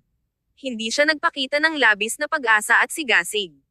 Ginawa nitong medyo nakakagulat si Hank dahil hindi niya alam kung ano ang sasabihin ni Clayton. Makalipas ang ilang segundo na ay lantaran na nagsalita si Clayton. Sino ang hindi magiging interesado? Ito lang ang alam ko na hindi ako papayagan na hawakan ang proyektong iyon. Bumantong hininga si Hank at nagsalita ng kaunting panghihinayang. Sa katunayan, ang iyong lakas ay malinaw sa bawat Sloan. Kung mayroong isang pagkakataon, inirerekomendo ko sa iyo, ngunit, dahil mayroon ng kamalayan si Clayton, hindi means ni Hank ang kanyang mga salita. Alam mo rin na ang proyektong militar na ito ay lubos na hinihingi sa mga tuntunin ng background ng mamumuhunan. Mr. Sloan, bumalik ka lamang mula sa Liberty at may lubos na reputasyon doon. Ang Liberty ay tinitingnan ngayon ang aming pag-unlad sa lugar na ito, kaya dapat tayong maging maingat. Tumahimik si Hank at hindi sinabi ang natitirang mga salita niya. Ngumiti si Clayton nang hindi nagpapakita ng anumang pagkabigo. Tumango lang siya. Tiyak na nalalaman ko ang iyong mga alalahanin. Hindi ito isang bagay na malulutas lamang ng pera, kaya't hindi ako makagambala sa proyektong ito. Dahil mayroon kang sariling mga pagsasaalang-alang, hindi ko ito pipilitin sa iyo. Ang ekspresyon ni Hank Jensen ay umiwas ng kaunti. Nagtaas siya ng kilay. Kung gayon ano ang nais mong sabihin? May kaugnayan ba ito sa Stanton Corporation? Bagaman ang Stanton Corporation ay nakikipagkumpetensya pa rin para sa proyektong ito, ang mas mataas na pag-up ay kailangang gumawa ng isang komprehensibong pag-aaral bago gumawa ng desisyon. Alam niya ang tungkol sa relasyon sa pagitan ng Clayton at Stanton Corporation. Si Clayton ay ikinasal sa tagapagmana ng Stanton Corporation at naging bayaw ni Grant. Ang dalawang pamilya na ito ay sinasabing mas malakas pagkatapos ng kanilang unyon. Ito ay may katuturan para kay Clayton na magsalita para sa Stanton Corporation. Kaya, naisip ni Hank sandali na nais ni Clayton na magtaguyod para sa Stanton Corporation. Ang ilaw sa loob ng kotse ay malabo, kaya hindi nila makita ang mga ekspresyon ng bawat isa. Gayunpaman, pinakawalan ni Clayton ang isang mababang chuckle, at ang kanyang tinig ay matatag habang sinabi niya, "Hindi talaga. Hindi talaga." Nagulat si Hank. Pinakawalan ni Clayton ang kanyang kwelyo bago magsalita. "Mayroon akong 2 mga base sa pagsubok sa militar sa ibang bansa sa South. Hindi sila malaki, ngunit mayroon silang sariling teknolohiya na may mga armas na klase at kagamitan sa buong mundo. Ang pinakamahalaga, mayroon silang isang pangunahing teknolohiya na kakailanganin mo sa mga susunod na yugto ng iyong proyekto ng militar. Ano ang nais kong talakayin sa iyo ay hindi ang proyektong ito, ngunit ang pangunahing teknolohiya sa likod ng proyekto. Kung nakikipagtulungan ka sa akin, maaari kang makatipid ng hindi bababa sa 10 taon sa oras sa proyektong ito at maaaring malampasan ang mundo." Ilang sandali, tumahimik ang kotse. Si Hank Jensen ay lihim na nagulat, kaya't wala na siyang masabi. Ang kanyang nakaka-relax at haka-haka na kalagayan ng mas maaga ay agad na naging seryoso at namangha. Si Hank ay nakangiti ng maliwanag. Una siyang nagulat, ngunit pagkatapos niyang matanto, ang kaguluhan sa kanyang puso ay unti-unting nag-apoy at kumalat tulad ng apoy. Sa wakas, ang kanyang mga mata ay kumikinang habang sinabi niya, "Mr. Sloan, hindi ka nagbibiro, di ba? Kung ang sinabi ni Clayton ay totoo, kung gayon ang proyektong ito ay magiging matagumpay kahit na walang mga nagawa sa ngayon. Maaari rin itong maging pinakamahalagang estratehikong proyekto sa bansa." Kabanata 1835. Ang iyong mga kondisyon. Ngumiti si Clayton at itinaas ang kanyang kamay upang tumingin sa oras. "Ipapadala ko ang may katuturang impormasyon sa iyong email mamaya. Maaari kang magpasya pagkatapos basahin ito." Hindi alam ni Hank Jensen kung ano ang sasabihin sandali. Nakaramdam lang siya ng kasiya siya. "Kung walang problema sa iyong teknolohiya, makatipid kami ng bilyon-bilyong dolyar, at ang oras ay hindi magiging isang isyu." Pagkatapos nito, biglang huminahon si Hank at nagyelo sandali. "Ang proyekto mo ba ay iyong sarili? O mayroon kang isang Liberian na nakasakay?" Hindi maiwasang mag-alala si Hank tungkol dito. Kung nagsinungaling sa kanya si Clayton, ang mga interes ng bansa ay mapipigilan, at mawawala siya sa kanyang tanggapan. Si Clayton ay nagsalita ng may ngiti sa kanyang mukha. "Hindi ako makikipagtulungan sa ibang tao sa isang sensitibong mamumuhunan. Kung hindi, maaari itong makumpiska ng malakas. Iyon din ang dahilan kung bakit pinili ko ang South Africa. Kung nais mo, maaari kang pumili ng 2 sa iyong mga tao upang pumunta at tingnan ang basahin ang impormasyon. Inaasahan ko rin na ang aming kooperasyon ay makatiis sa pagsubok." Ang ngiti sa mukha ni Hank ay hindi na maitago, naabot niya ang balikat ni Pat Clayton. "Hindi ko talaga inaasahan ito, Mr. Sloan. Akala ko ikaw ay isang mamumuhunan lamang, ngunit hindi ko inaasahan na mamuhunan ka sa isang malawak na hanay ng mga proyekto." Gaano katakataka. Ang mga labi ni Clayton ay tinikom sa isang ngiti. "Ito ay isang kapritsyo lamang. Hindi ko inaasahan na darating ito sa isang araw. Bukod sa, ako ay tumira sa Medianya sa hinaharap. Ang aking asawa at anak na babae ay hindi sanay na naninirahan sa ibang bansa, kaya maaari tayong palaging makipag-usap ng higit pa kung mayroon kang anumang mga alalahanin." Ang huling pangungusap na sinabi ni Clayton ay upang matiyak si Hank. "Oh, si Miss Stanton ay nagsilang ng isang batang babae. Hindi pa namin narinig ang balita. Binabati kita." Malalim ang ngiti ni Clayton. Tumanggo siya ng magalang. "Salamat." Tumanggo si Hank sa kasiyahan. "Tiyak na bisitahin kita para sa isang inumin sa oras na iyon. Malugod ka." Itinuwid ni Clayton ang kanyang mga cuffs at sinabi, "Natapos na." Si Hank ay ganap na matino sa oras na ito. Natuwa siya at ayaw niyang pakawalan si Clayton. Gayunpaman, dahil sinabi na niya ang mga salitang iyon ng mas maaga, hindi siya maaaring maging masigasig, baka siya ay nasa isang pasibo na sitwasyon. Maaari lamang niyang tumingin kay Clayton na may panghihinayang. Matapos ang ilang pag-iisip, sinabi niya, "Oo naman. Mag-uusap ulit tayo pagkatapos kong basahin ang email." Ngumiti si Clayton at tumanggo, pagkatapos ay itinulak ang bukas ng pintuan ng kotse upang bumaba. Sinundan din ni Hank si Clayton sa labas ng kotse at pinalabas siya. Ang ganitong sitwasyon ay medyo bihira. "Maghintay, Mr. Sloan. Biglang napagtanto ni Hank. Ang isang tiyak na loika ay sumabog sa kanyang isipan. Tumalikod si Clayton. Sinabi ni Hank, gusto mo lang makipagtulungan. Wala kang ibang mga karagdagang kondisyon. Sumagot si Clayton, syempre wala. Mr. Jensen, naisip mo ba na gagamitin ko ito bilang isang kondisyon para sa iyo upang igawad ang proyektong ito sa Stanton Corporation? Pinaikit ni Hank ang kanyang mga mata. Pagkatapos ng lahat, si Hank ay matanda at matalino, kaya hindi niya maiwasang maibagsak ang mga bagay. Hindi ba iyon ang pinag-aalala ni Clayton? Kung iyon ang kaso, kakailanganin ng maraming pagsisikap para sa taong sa huli ay magpapas siya. Hindi mo ba nais na makuha ng Stanton Corporation ang proyektong ito? Tanong ni Hank. Ibinaba ni Clayton ang kanyang mga mata at pinag-isipan ng ilang segundo bago magsalita.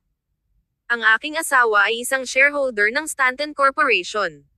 Dahil sa emosyon at ang pagkilala ko sa kanilang kakayahan, tiyak na nais kong makuha ang proyekto ng Stanton. Ngunit nabanggit mo ng mas maaga na ang tunay na nakakakuha ng proyekto ay nakasalalay sa pangwakas na pagsusuri. Kabanata 1836. Ang kanyang mga kondisyon. Si Clayton ay nagsalita ng walang kamali-mali na imposible na makahanap ng anumang kasalanan sa kanya. Pinaikit ni Hank Jensen ang kanyang mga mata, malalim sa pag-iisip. Sinabi ni Clayton, marahil ay nasanay na rin ako sa pagiging mamumuhunan, kaya't naiiba na ang tungkulin ko, kailangan kong gawing malinaw. Matapos mong suriin ang proyekto at nais kong makipagtulungan sa akin, hindi ko papayagan kung may iba pa bang makipagtulungan sa Stanton Corporation o Ferguson Corporation sa hinaharap, hindi ka pa magkakaroon ng karapatan na sabihin sa akin kung ano ang dapat gawin ko. Natapos ni Clayton ang pagsasalita at tahimik na naobserbahan ang ekspresyon ni Hank. Nawala ang ngiti ni Hank, at unti-unting naging seryoso siya. Ano ang isang lumang fox? Kinuha ni Hank ang isang bargain, subalit hindi pa rin niya pinayagan ang iba na banggitin ang kanilang mga kondisyon. Ganap na naintindihan ni Hank ang hangarin ni Clayton. Ang pinakamahusay na pagpipilian ay ang pumili ng Stanton Corporation upang hindi lumikha ng anumang puot sa pagitan ng dalawang panig. Gayunpaman, ito ay isang kakaibang senaryo sa Ferguson Corporation. Makikinig ba si Eric Ferguson kay Clayton Sloan? Tuwing nagkita ang dalawang iyon, nais lamang nilang labanan ang bawat isa. Ngayon lamang sa piging, naramdaman na ni Hank ang pag-igting sa pagitan ng dalawang lalaki. Ang madilim na undercurrents ay sumulong sa pagitan nila. Marami ang napansin ngunit wala silang sinabi. Sa ibabaw, si Clayton ay mukhang ang perpektong Ginoo, ngunit walang makakakita kung sino talaga siya. Nadama ni Hank na na-underestimated niya si Clayton bago ito. Kung hinanap ni Clayton si Hank sa simula upang itaas ang bagay na ito, marahil si Hank ay magiging ganap na bias patungo sa Stanton Corporation. Pagkatapos ay linawin ni Hank kay Eric upang hindi mapahiya si Eric. Kung ang Ferguson Corporation ay nabigo upang makuha ang proyekto na ito ay talagang nakakahiya pagkatapos ng lahat, sa kasalukuyang sitwasyon, ang kalamangan ni Eric ay ang pinakamaasahan. Mas may pag-asang mapunta ang proyekto sa Stanton Corporation. Kung sinabi ni Hank kay Eric tungkol sa mga kondisyon ni Clayton, tiyak na hindi makikipagtulungan si Eric. Hank felt torn for a while. Napakaraming taon na siya sa politika, kaya paano niya hindi alam ang layunin ni Clayton. Ang taktika na ito ay tunay na kamangha-mangha. Ang hangin ay hindi gumagalaw sa loob ng ilang minuto. Tumawa si Clayton at tiningnan ni Hank ng lantaran. Mr. Jensen, hindi mo na kailangang tumugon ng madali. Ang pagpipilian ay nasa iyong mga kamay, upang mabawasan mo ang mga kalamangan at kahinaan bago gumawa ng desisyon. Ngumiti siya, tumanggo ang kanyang ulo, pagkatapos ay lumingon upang umalis. Nang makita ito ng driver ni Hank, sumakay siya at binuksan ang pintuan ng kotse para kay Hank. Mr. Jensen. Ilang sandali si Hank bago sumakay sa kotse. Ang mga kondisyon na sinabi ni Clayton ay napakahirap na mahirap na tanggihan. Kahit na ang mas mataas ay dapat isaalang-alang ito, marahil ay sasang-ayon sila dito. Medyo madilim ang langit. Nakita ni Clayton na huli na. Hindi pa rin niya natanggap ang mensahe mula kay Nicole, kaya nagtataka siya kung sapat na masaya si Nicole. Matapos makapasok sa kotse, kinuha niya ang kanyang telepono upang tawagan siya. Ilang beses itong umalangaw bago makuha ang tawag. Mr. Sloan, Halika at kunin ang asawa mo. Lasing siya. Ang nagsalita ay si Yvette, na tunog din ng lasing. Tumahimik si Clayton.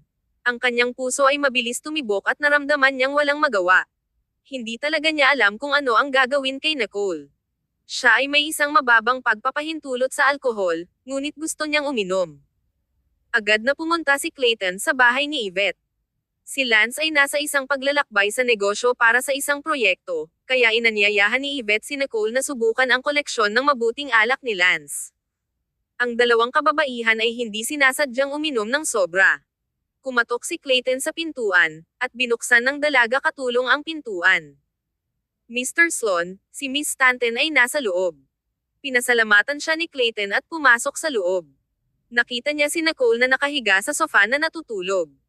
Hinawakan ni Yvette ang telepono sa video call na si Lance habang siya ay nag-rummage para sa isang bagay. Clayton wrinkled his brows and went over to pat Nicole's shoulder. Nakatulog na siya at hindi nagpakita ng mga palatandaan ng paggising. Sa sandaling lumingon si Yvette at nakita si Clayton, nagulat siya. Clayton, kailan ka dumating? Bakit hindi mo sinabi sa akin? Kabanata 1837. Hayaan ang kanyang trabaho sa overtime. Hinawakan ni Yvette ang kanyang buhok at biglang may napagtanto. Nakalimutan ko. Nakapang bahay ako. Aalis muna ako ngayon. Gamit nito, hinawakan niya ang kanyang telepono at lumabas sa silid tulugan. Ang tao sa telepono ay nagsalita sa isang pinigilan na tono. Yvette, magmadali pabalik sa iyong silid at matulog. Si Yvette ay nagyelo sa lugar nang marinig niya iyon. Tumingin siya sa paligid ng dumbfounded habang sinubukan niyang kilalanin kung kaninong bahay siya. Kinuha ni Clayton si Nicole gamit ang isang kamay. Miss Quimby, dapat kang pumasok at magpahinga. Dadalhin ko na si Nicole. Sa kabutihang palad, umiinom sila sa bahay.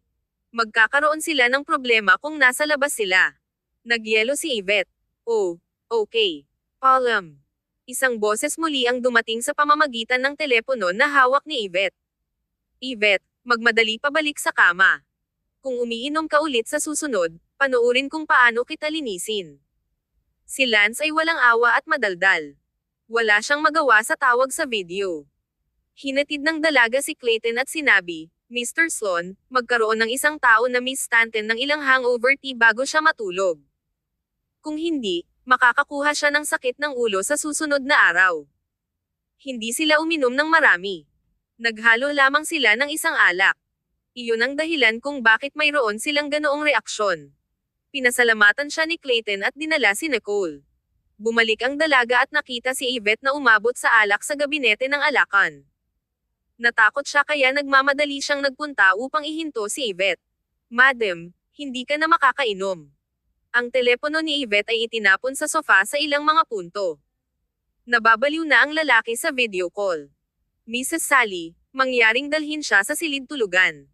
Kung hindi sumunod, ay lock ang pintuan at iwanan siya doon. Ipinangako ng dalaga kay Lance ngunit hindi naglakas loob kay Yvette. Yvette grew up pampered. Her skin was so delicate that the slightest touch could leave marks.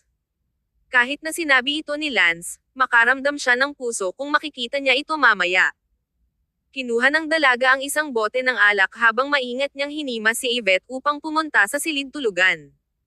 Madam, pumunta tayo sa silid tulugan upang uminom. Linisin ko ang lugar na ito. Sinundan ni Yvette ang bote sa isang natitira. Okay. Nasaan si Nicole? Saan siya nagpunta? Umuwi si Miss Stanton. Dumating ang asawa niya upang kunin siya ngayon. Bumantong hininga ang dalaga habang nagsalita. Sinagot ni Yvette ang tawag mismo. Ang magandang bagay ay ang bote ng alak sa kamay ng dalaga ay walang laman. Niyakap lang ni Yvette ang bote at hindi ito pinakawalan. Pagkatapos ay humiga siya sa kama, pagkatapos ay nakatulog siya ng ilang sandali. Pinunasan ni Mrs. Sally ang mukha ni Yvette na may babalang basa na tuwalya at tinakpan si Yvette ng isang quilt bago siya maingat na lumabas. Ang tawag sa video ni Yvette ay hindi pa rin nakadisconnect. Tumunog ang boses ni Lance. Tulog na siya. Nagpunta si Mrs. Sally. Oo. Si Madam ay napakatindi pa rin ng pag-uugali kapag siya ay lasing. Nakatulog na lang siya. Tumawa si Lance ng basta-basta at naisip, paano ba ang pag-uugali niya? Matapos siyang tumawa, inutusan ni Lance si Mrs. Sally. Gawan mo siya ng ilang hangover tea. Kung hindi, makakakuha siya ng isang sama ng tiyan. Babalik ako sa loob ng ilang araw. Mangyaring pagmasdan siya at huwag hayaang uminom siya sa susunod na ilang araw. Tumugon si Mrs. Sally habang tumitibok ang kanyang puso. Naisip niya, paano ko makontrol ang madam? Naisip din ito ni Lance pagkatapos. Nang mag-hang up siya, tinawagan niya ang opisina. Wala bang magagawa sa opisina kani-kanina lamang? Para sa kaginhawaan, pinili ni Lance ang isa sa kanyang sariling mga tao, si Zane, na maging katulong ni Yvette. Si Zane ay isang mabuting tao na mahusay sa pag-uusap, kaya't walang problema si Yvette sa katulong na ito. Agad na sumagot si Zane, Mr. Sheldon, abala ako kaya hindi ako umuwi kagabi. Hindi mo ba nais ang panukala ng CF Corporation? Tumahimik si Lance. Nakikita ko na ang iyong boss, Miss Quimby, ay napaka-idle. Kung abala ka, sabihin kay Miss Quimby na tulungan ka. Kung hindi, hindi ko aprobahan ang iyong allowance sa overtime. Sinabi ni Zane, Mr. Sheldon, ang ibig mong sabihin. Gusto mo si Miss Quimby na magtrabaho ng overtime. Kabanata 1838. Pagpapakita ng pagmamahal. Kailangang humingi ng paglilinaw si Zane. Bago nagpunta si Lance sa isang paglalakbay sa negosyo, malinaw niyang inutusan si Zane na huwag hayaang makaapekto sa normal na buhay ni Yvette hanggat maaari. Sa madaling salita, dapat nilang malutas ang lahat ng maliliit at iba't ibang mga bagay.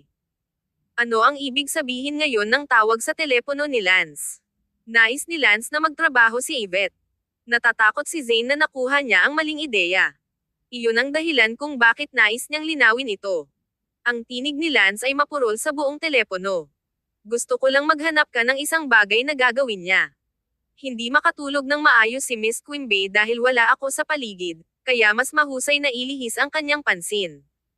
Sinabi ni Zane, naunawaan, Mr. Sheldon. Huwag kang mag-alala. Nangako akong gawin ito upang makatulog si Miss Quimby sa sandaling makauwi na siya. Kaya. Hindi alam, ipinakita lamang ni Lance ang kanyang pagmamahal kay Yvette. Pinakawalan ni Lance ang isang malabong, ma'am, at ibinaba ang telepono sa kasiyahan. Si Zane ay tunay na mabilis. Naintindihan niya ng walang labis na paliwanag mula kay Lance. Kinabukasan, nagising si Yvette na may sakit sa tiyan. Sa kabutihang palad, naghanda si Mrs. Sally ng isang tasa ng hangover tea, kaya mas mahusay ang pakiramdam ni Yvette matapos itong uminom. Orihinal na, hindi plano ni Yvette na magtrabaho sa araw na iyon. Gusto lang niyang humiga sa kama buong araw. Gayunpaman, biglang may dumating sa opisina. Paulit-ulit na tinawag ni Zane si Yvette.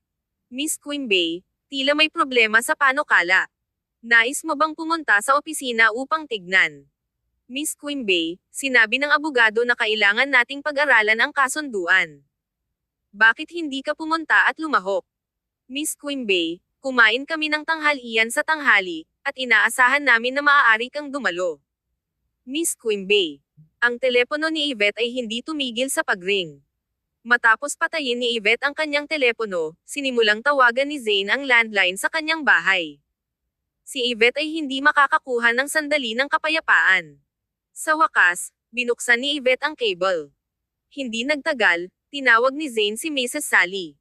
Sumimangot si Mrs. Sally habang nagpunta siya upang kumatok sa pintuan. Madam, sinabi ng opisina na may nangyari.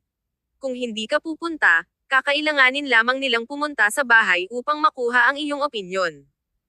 Nagpunta si Yvette upang magbihis ng labis.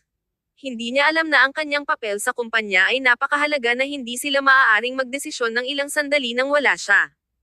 30 minuto ang lumipas, dumating si Yvette sa kumpanya na may malamig na mukha. Nakita niya na ang lahat ay pinag-uusapan lamang kung ano ang kakainin para sa tanghalian. Paano ito kagyat? Lumabas si Zane sa opisina at lumakad ng may ngiti. Miss Quimby, sa wakas narito ka na. Tinikom ni Yvette ang labi niya. Akala ko na ang kumpanya ay nabangkarote kung hindi ako dumating. Hindi kailanman sinabi sa akin ni Lance na ang pagiging vice-presidente ay napakahalaga.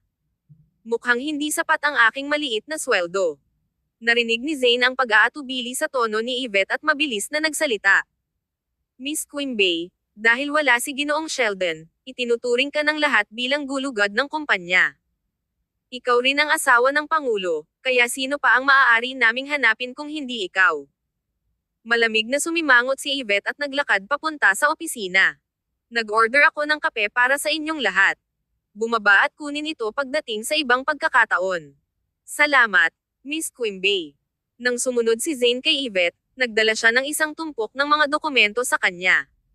Nakita ito ni Yvette at nagyelo. Ano ang lahat? Ito ang impormasyon ng proyekto ng CF Corporation. Kailangan ni Ginoong Sheldon ang paunang quote na ibinigay nila ng madali, ngunit marami pa rin akong mga bagay sa kamay, maaari mo bang gawin ito? Tumingin si Yvette kay Zane sa pagkabigla. Hoy! Ako ang vice-presidente. Alam ko. Napahiya si Zane habang kiniskis niya ang kanyang ulo at ngumiti. Ngunit ang mga ito ay confidential, kaya nag-aalala ako na ang iba ay tumagas ng impormasyon.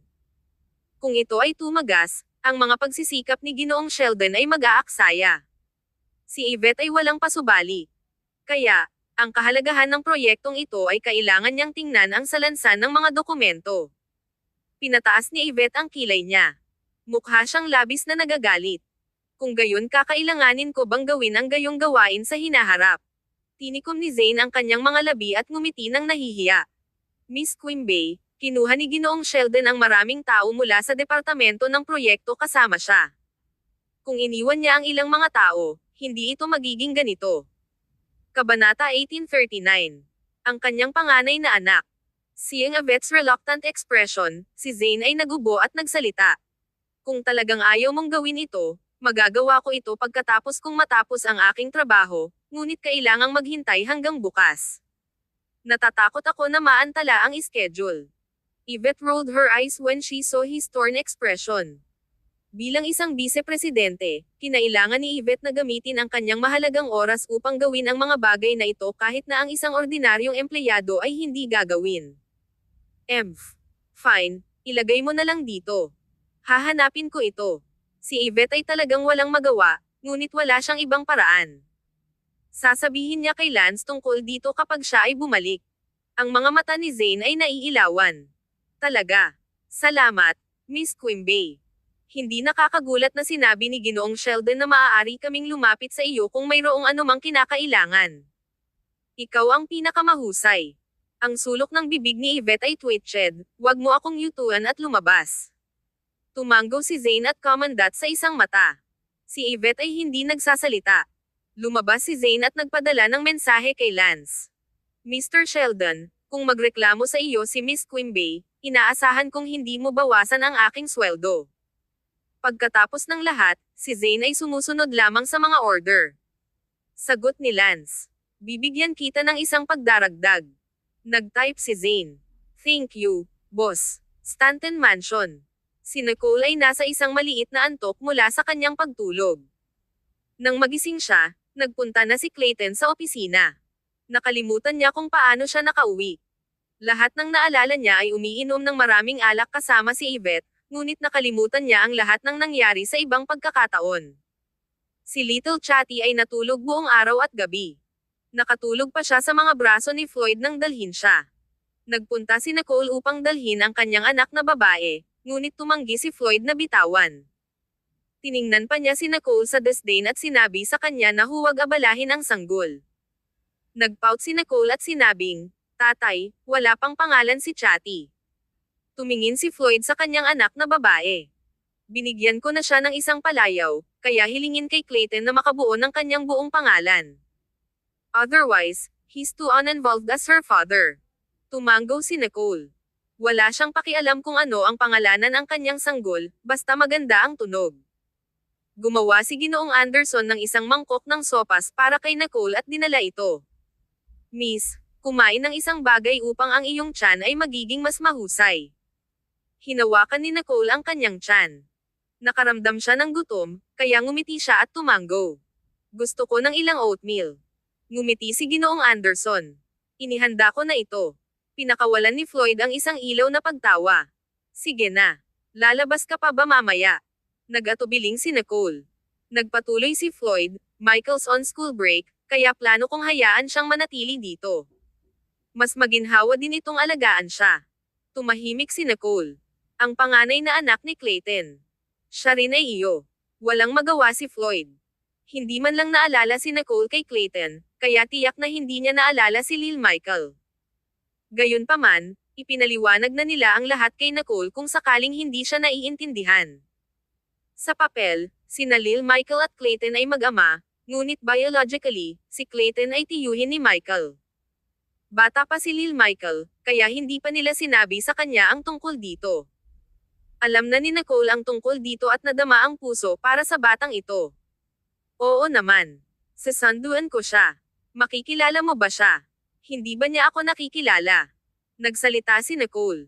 Anyway, sila ay pamilya, kaya hindi na kailangang mag-alala si Nicole na hindi niya ito makikilala. Hindi ito tulad ng hindi nila nakilala ang bawat isa. Tumango si Floyd. Sumama ka kay Ginoong Anderson. Nag-aalala ako na hindi mo siya mahahanap. Okay. Tiyak na walang problema si Nicole dito. Matapos ang isang simpleng pagkain, nagpunta si Nicole upang dalhin si Lil Chatty at umakyat sa itaas upang magpalit. Nakasuot siya ng damit na beige na tumutugma sa tono ng kanyang balat. Nang kunin niya ang kanyang maliit na pitaka sa ibaba ay nakita niya na naghihintay na ang butler. Miss, aalis na ba tayo? Tumango si Nicole. Ang sasakyan ay nakapark sa harap ng paaralan. Tumingin si Nicole sa oras. May 5 minuto pa rin ang natitira bago matapos ang paaralan. Sa oras na iyon, pinadalhan ni Clayton si Nicole ng isang mensahe. Ano ang ginagawa mo? Naisip ito ni Nicole at ipinadala ang isang larawan ng paaralan na kinuha niya. Kabanata 1840. Masyadong hindi kwalipikado. Sagot ni Clayton. Pumili ka ba ng isang paaralan para sa ating batang babae sa lalong madaling panahon? Hindi maiwasang tumawa si Nicole. Naisip ni Clayton na pumili siya ng isang paaralan para kay Chatty. Pumunta ako dito upang sunduin si Lil Michael mula sa paaralan. Hindi ba siya nasa break sa paaralan? Sagot ni Clayton. Siya ba? Hindi nagsalita si Nicole. Nakatira ba talaga si Clayton kasama ang kanyang anak sa mga nakaraang taon? Medyo nagkasala si Clayton. Sa sandaling iyon, wala na siyang pakiramdam na magtrabaho. Nang tiningnan niya ang oras, huli na para sa kanya na magmadali. Pagkatapos ay tinawag niya ang nurse na nag-aalaga kay Lil Michael. Si Michael ba ay pahinga sa paaralan? Ang yaya ay nagyelo sandali. Oo, nagsisimula ang pahinga sa paaralan bukas. Bakit hindi mo sinabi sa akin? Sumagot ang nurse, Sir, pinadalhan kita ng isang mensahe kagabi, at sumagot ka na nakuha ito. Tumugon lang ba si Clayton nang hindi ito sineseryoso? Orihinal na, naisip nila na pababayaan ni Clayton si Lil Michael pagkatapos magkaroon ng sariling sanggol. Ngayon na si Clayton ay may anak na babae, hindi ba si Lil Michael ay maging mas nakakaawa? Tumahimik sandali si Clayton bago niya sinabi, Tama, nakita ko ito. Masyado akong abala at nakalimutan ito. Matapos sabihin iyon, ibinaba niya ang telepono. Nang oras na upang bumaba sa trabaho, mabilis na kinuha ni Clayton ang kanyang jacket at umalis nang walang pagkaantala. Si Michael ay hindi kailanman isang calculative na bata. Sa oras na ito, pinabayaan ni Clayton ang kanyang anak. Pagkalipas ng 5 minuto, nakita ni Nicole ang batang may buhok na kulot na halos kasing taas ng kanyang baywang. Siya ay napakapatas, malambot, at maganda. Sa isang sulyap, malinaw na siya ay mukhang banyaga. Hindi siya makapaghintay na kurutin ang kanyang maliit na mukha. Pretty lady. Tumakbo si Lil Michael kay Nicole ng maligaya at niyakap siya ng mahigpit. Namula si Nicole. Siya ay medyo kinakabahan kanina sa kotse dahil hindi niya alam kung ano ang sasabihin muna. Ngayon, parang nag-aalala siya nang wala. Ang batang ito ay natural na pala kaibigan. Niyakap ni Michael si Nicole ng mahabang panahon at tumanggi na bitawan. Tumangala siya sa kanya kasama ang kanyang turkesa na asul na mga mata na sobrang dalisay at malinaw, tulad ng isang malinis na lawa. Pretty lady, napunta ka ba dito para lang kukunin ako? Ngumiti si Nicole at tumango. Siyempre. Gusto mo bang manatili sa aking bahay para sa pista opisyal? Oo naman. Maaari akong manirahan kahit saan hanggat nandoon ka, magandang ginang. Ang kanyang maliit na bibig ay kasing sweet ng honey. Ngumiti si Nicole habang dumating ang butler upang makuha ang mga bagay ni Michael. Little young master, gusto mo bang makapasok sa kotse? Tumango si Lil Michael. Salamat, Mr. Anderson. Pagkatapos, pumasok si Lil Michael at umupo kasama si Nicole. Naramdaman ni Nicole na nagustuhan siya ng batang ito. Ito ay isang tunay na uri ng pagmamahal. Nagustuhan din niya siya. Kinuha ni Lil Michael ang isang libro sa kanyang bag. Ito ay para sa iyo, magandang ginang. Ito ay isang regalo mula sa akin.